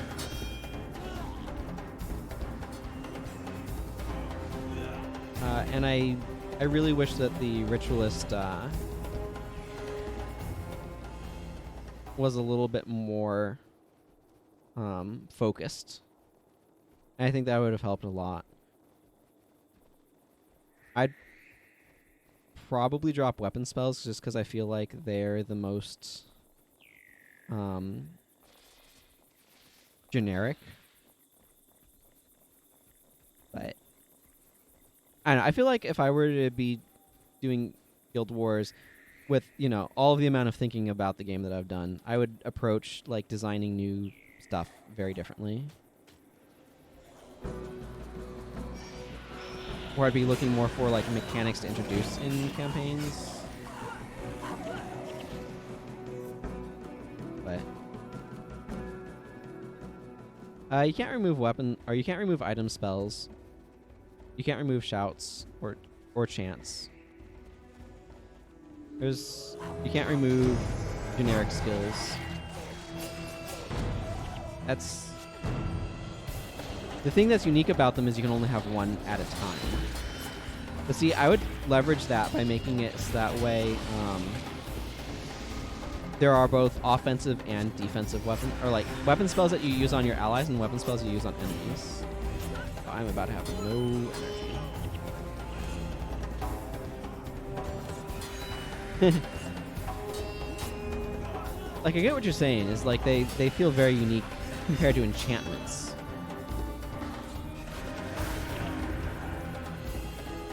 Because a lot of the other types of buffs are not necessarily targeted. Although shouts can be. There's just not a whole lot of them that are.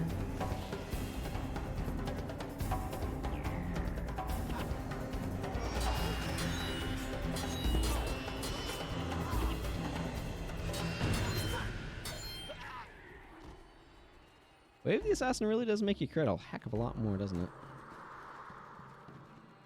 Wait.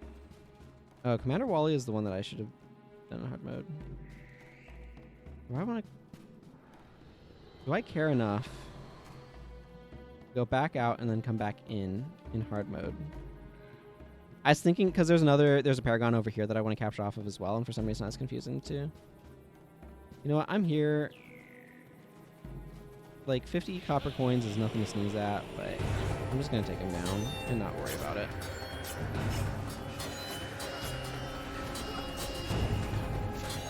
It doesn't matter enough for me to spend the time going back.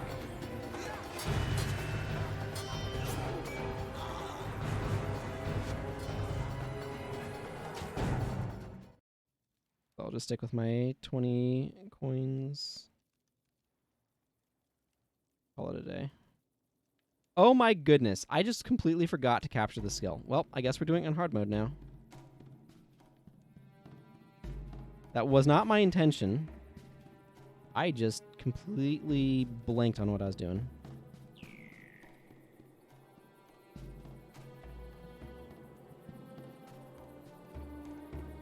I feel silly now, is what I feel. Have faith. Actually, kind of... I'm not that big on that one. Though, this is an earth staff. Heck yeah. Dad, get rid of this garbage water staff. Or air staff, or whatever it was. Have this thing.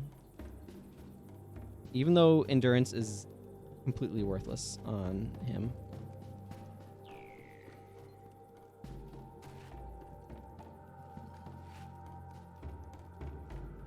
I mean, sure.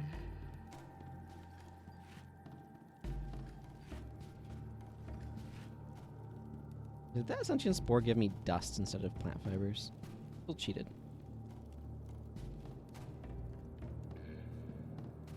Yeah. I was so focused on the, like, quest aspect that I just blanked on what was actually going on. Give me this. Hey, I got a tempered glass vial out of that. Isn't that cool? Welcome to the bank random tempered glass vial.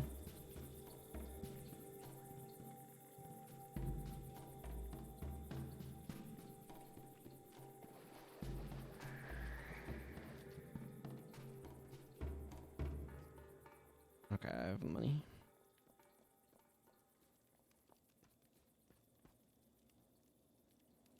But yeah, I am going to capture stuff, and then it'll be done for the stream for the day, because I want to eat supper. Or lunch, or whatever the heck the meal is. But I want to capture these couple of skills first.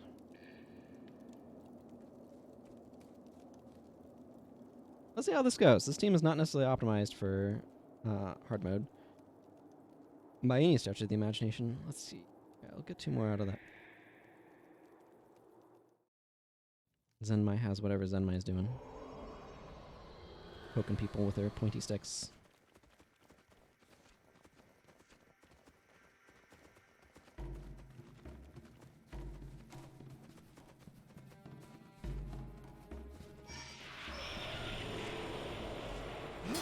think these guys are going to be dramatically harder. Definitely hit a bit harder.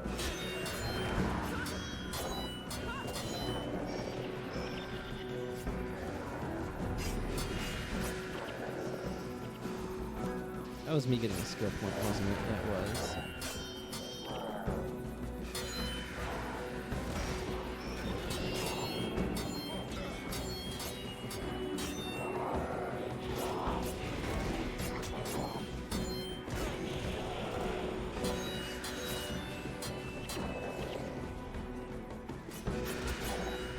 Okay. I've enjoyed having you around, Orange Eyes. Thank you for chatting. You have a good weekend as well.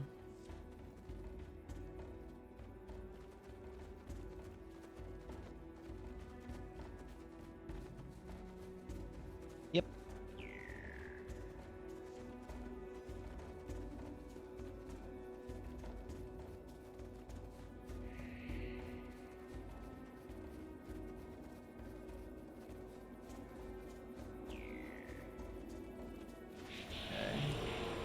Corsairs up here.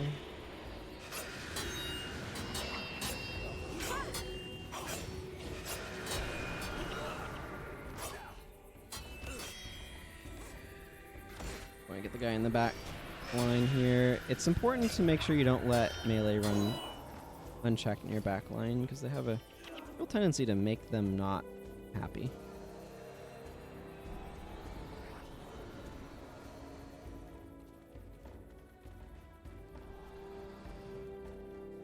Okay, remember to capture the skill this time, self. At least it's not as bad as the dude here. He's much worse.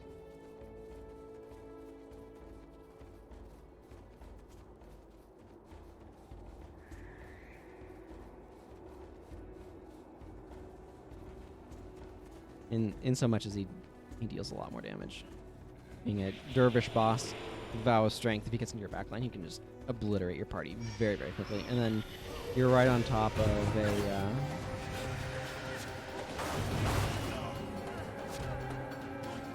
res area, so you can end up getting kind of ganged up on in a way that actually is terrible.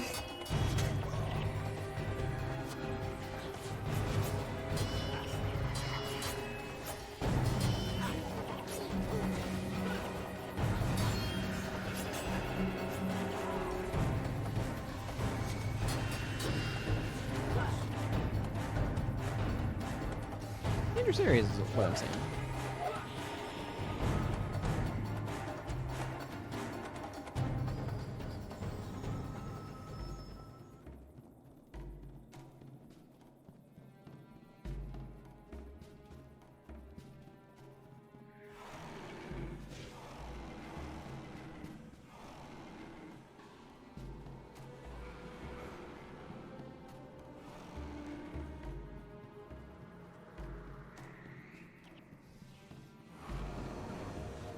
Fight these guys. Kind of hard to avoid, unfortunately. I would have preferred not to, but they were close enough that we got the aggro, so just how it's gonna be. I don't think. Ooh, 5 lumps of charcoal. That's not bad. There's not a whole lot to do with charcoal, though, unfortunately.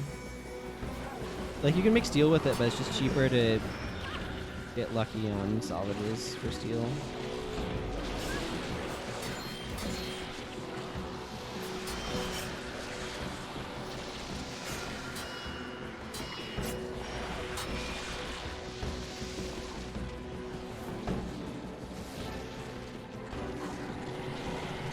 I feel like we're in a spot where it's just like really hard to not just collect a lot of incidental aggro.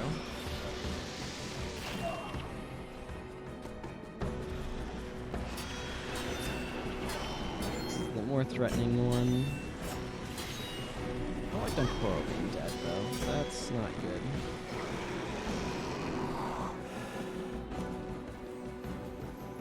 Okay, and Dankoro's Vengeance. So I'm gonna disable Vengeance here. And just kind of wait for that to cycle through. Because I want Dunkoro to get rezzed. Let's just...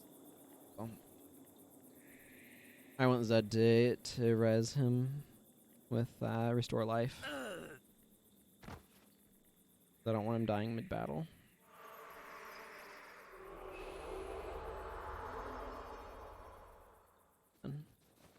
Let's continue on. Actually, I'm going to go over towards these guys, maybe? Yeah, I'm going to. I'm going to take out these Murmuring Thorn bushes and stuff. I want to go this direction. I just might Hyper Drop. I do want to pick that Res Shrine and that guy bounty up, but I want to be a little bit careful about some of that.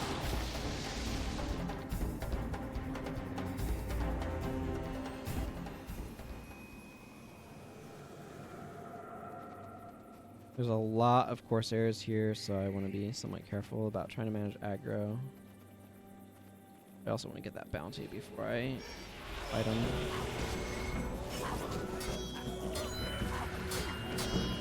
Divine Boon. I don't think that's great on smiting, unfortunately. That expands my energy situation.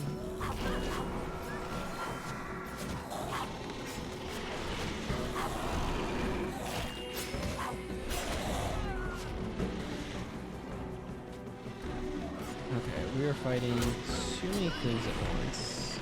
That's good. Grapplers are a pretty big threat.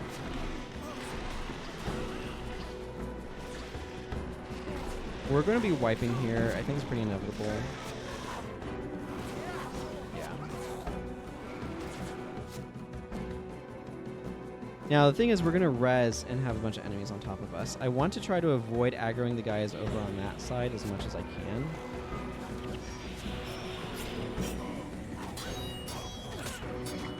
I don't like having weakness on me. It's very bad for my energy. And that's why grapplers are dangerous. Grapplers are one of the biggest threats the Corsairs have. Okay, we've gotten their grapplers down.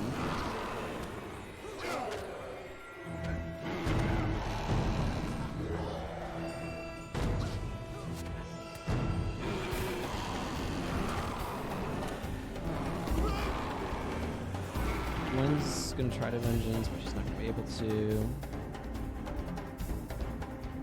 I'm not too worried about death penalty at this point. I mean, we've got more than I'd like, but...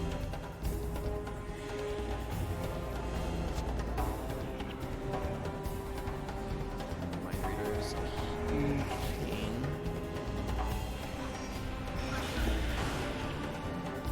But we also have... oh, Reaper, though. Like that.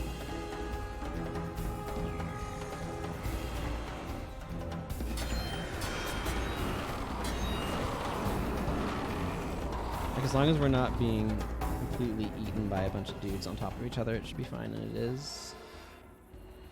Okay.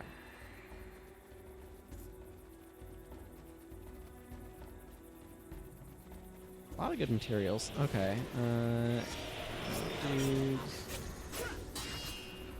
There we go. That's not too bad. I don't know how Wally's group is going to be. I'm keeping an eye on that doctor over there, because that doctor is going to be a character of consideration.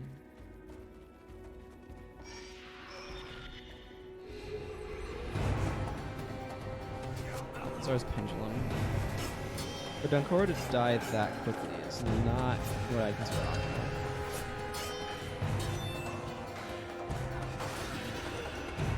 I want to get this guy down. Party's definitely more fragile than I'd like. It also doesn't help that I'm kind of neglecting my backline to try to focus on their backline. Okay, it's now just me. That's fine. Okay, death penalty is starting to get a little bit worrisome. I don't like how much Dunkoro has, but we've also taken care of their entire backline, so that should help. This team is not really designed for hard mode, so we're going to struggle in it. And it's just how it's going to be, and there's not a whole lot I can do about it aside from trying to like build with hard mode more in mind, and that's not exactly where we're going here. I want Dunkor to get Cross Spirit, and I want to recast Aegis.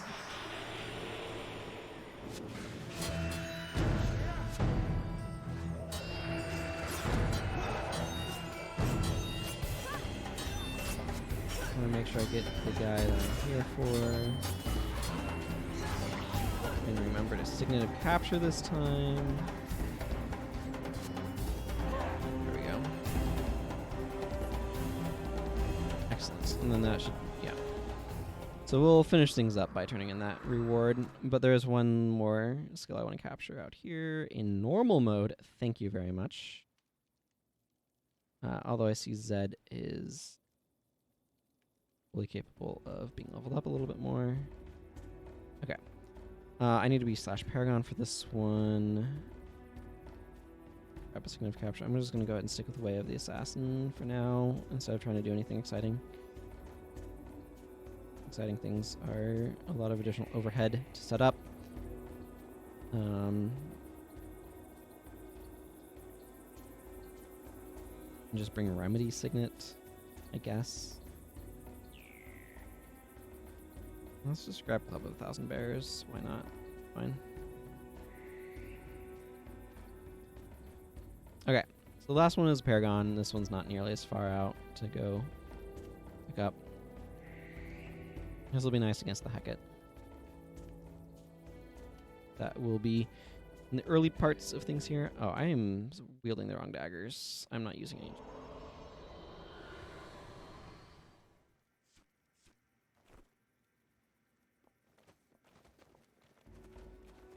Other Zealous daggers. Give me HP. I'm going to follow a lot of the routine I have been following.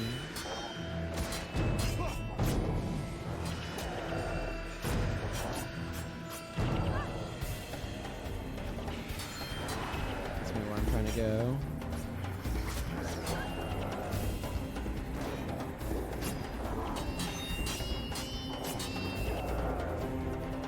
Not take long to refill my energy, which is nice.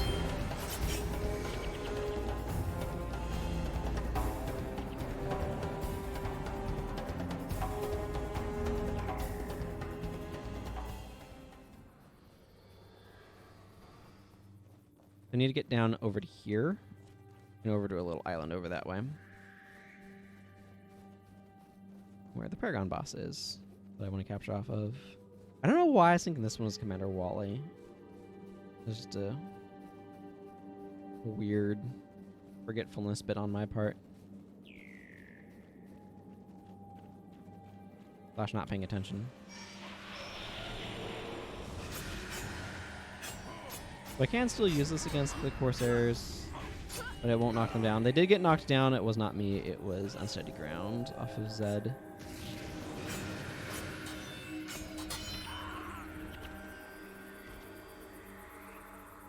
That was that Zenmai getting a skill point? No, that was me getting a... No? Oh, it might have been her leveling up, but she's in a weird, awkward spot where she doesn't get enough to actually do anything with it. I suspect that is what happens.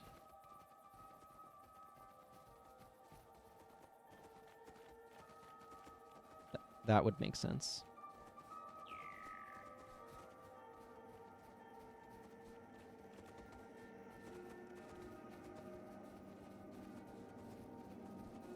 Zed was already level 20.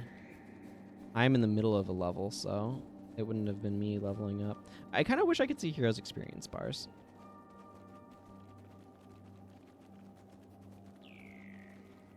And there's Ruthless Savad. There's a whole bunch of quests dealing with him.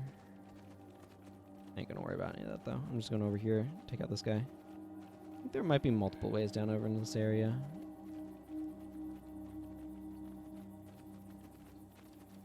Wait, is something making this guy not spawn? I bet I have a quest that makes this guy not spawn. That'd be annoying.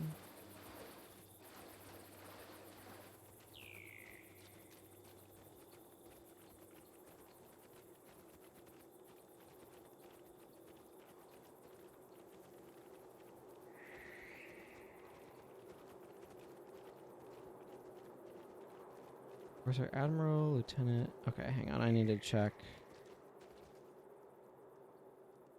Lieutenant Shagu should be over here.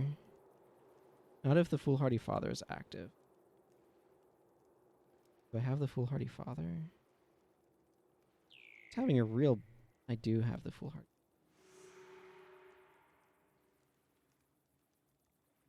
Well, I'm not going to do this.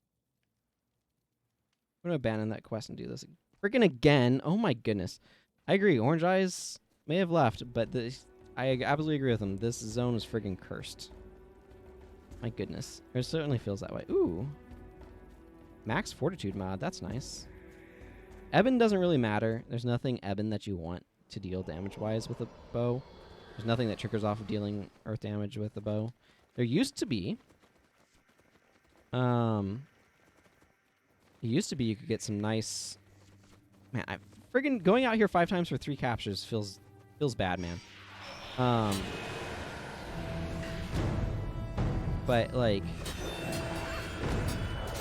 That was back when Ebon Dust Aura worked with a bow, and just made... It was very similar to Grunt's Grasp. It was attacks you make that deal Ebon damage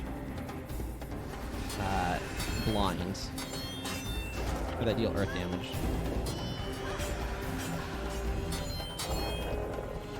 It's very cool. I liked it. It was perhaps a little absurd, so it got changed to Conjure Earth. Except only for melee weapons for some reason. I don't know why they couldn't have had it just be your, like, work with bows still. But, whatever. I don't know who Livia's trying to use Mending Touch on. But by the time she could, it was no longer relevant. It's not like this is a long walk or anything, but...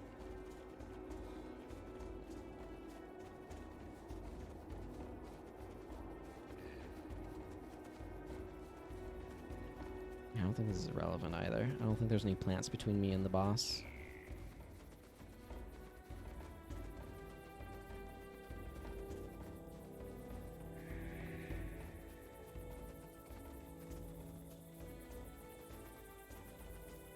I can not fight those guys. I would like to not fight those guys.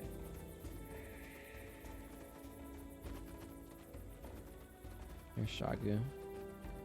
Where am I at in my...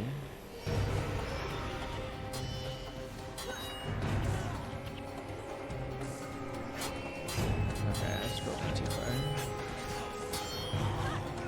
I'm a Sunspear General.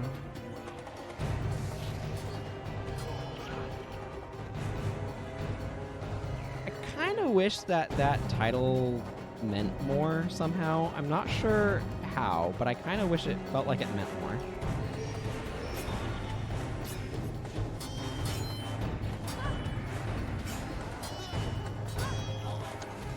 The fact that it's just kind of like earned through points and doesn't really have like a promotion ceremony, I think is part of why it doesn't feel very meaningful. I don't know. Speculating. There. Friggin' finally. Okay, nothing else that I need from here. Let's just pop to my guild hall. And then to Embark Beach. Or Great Temple of Balthazar works too. I'll turn it in here. And then worry about stuff after the stream. Getting back. Areas that are not just here. I could just turn this in. You know what? I'm going to. Why not? Allows me to pick up Grand Court of Sibelka. Barbarous Iron Toe. I'm not in the hurry to do that one.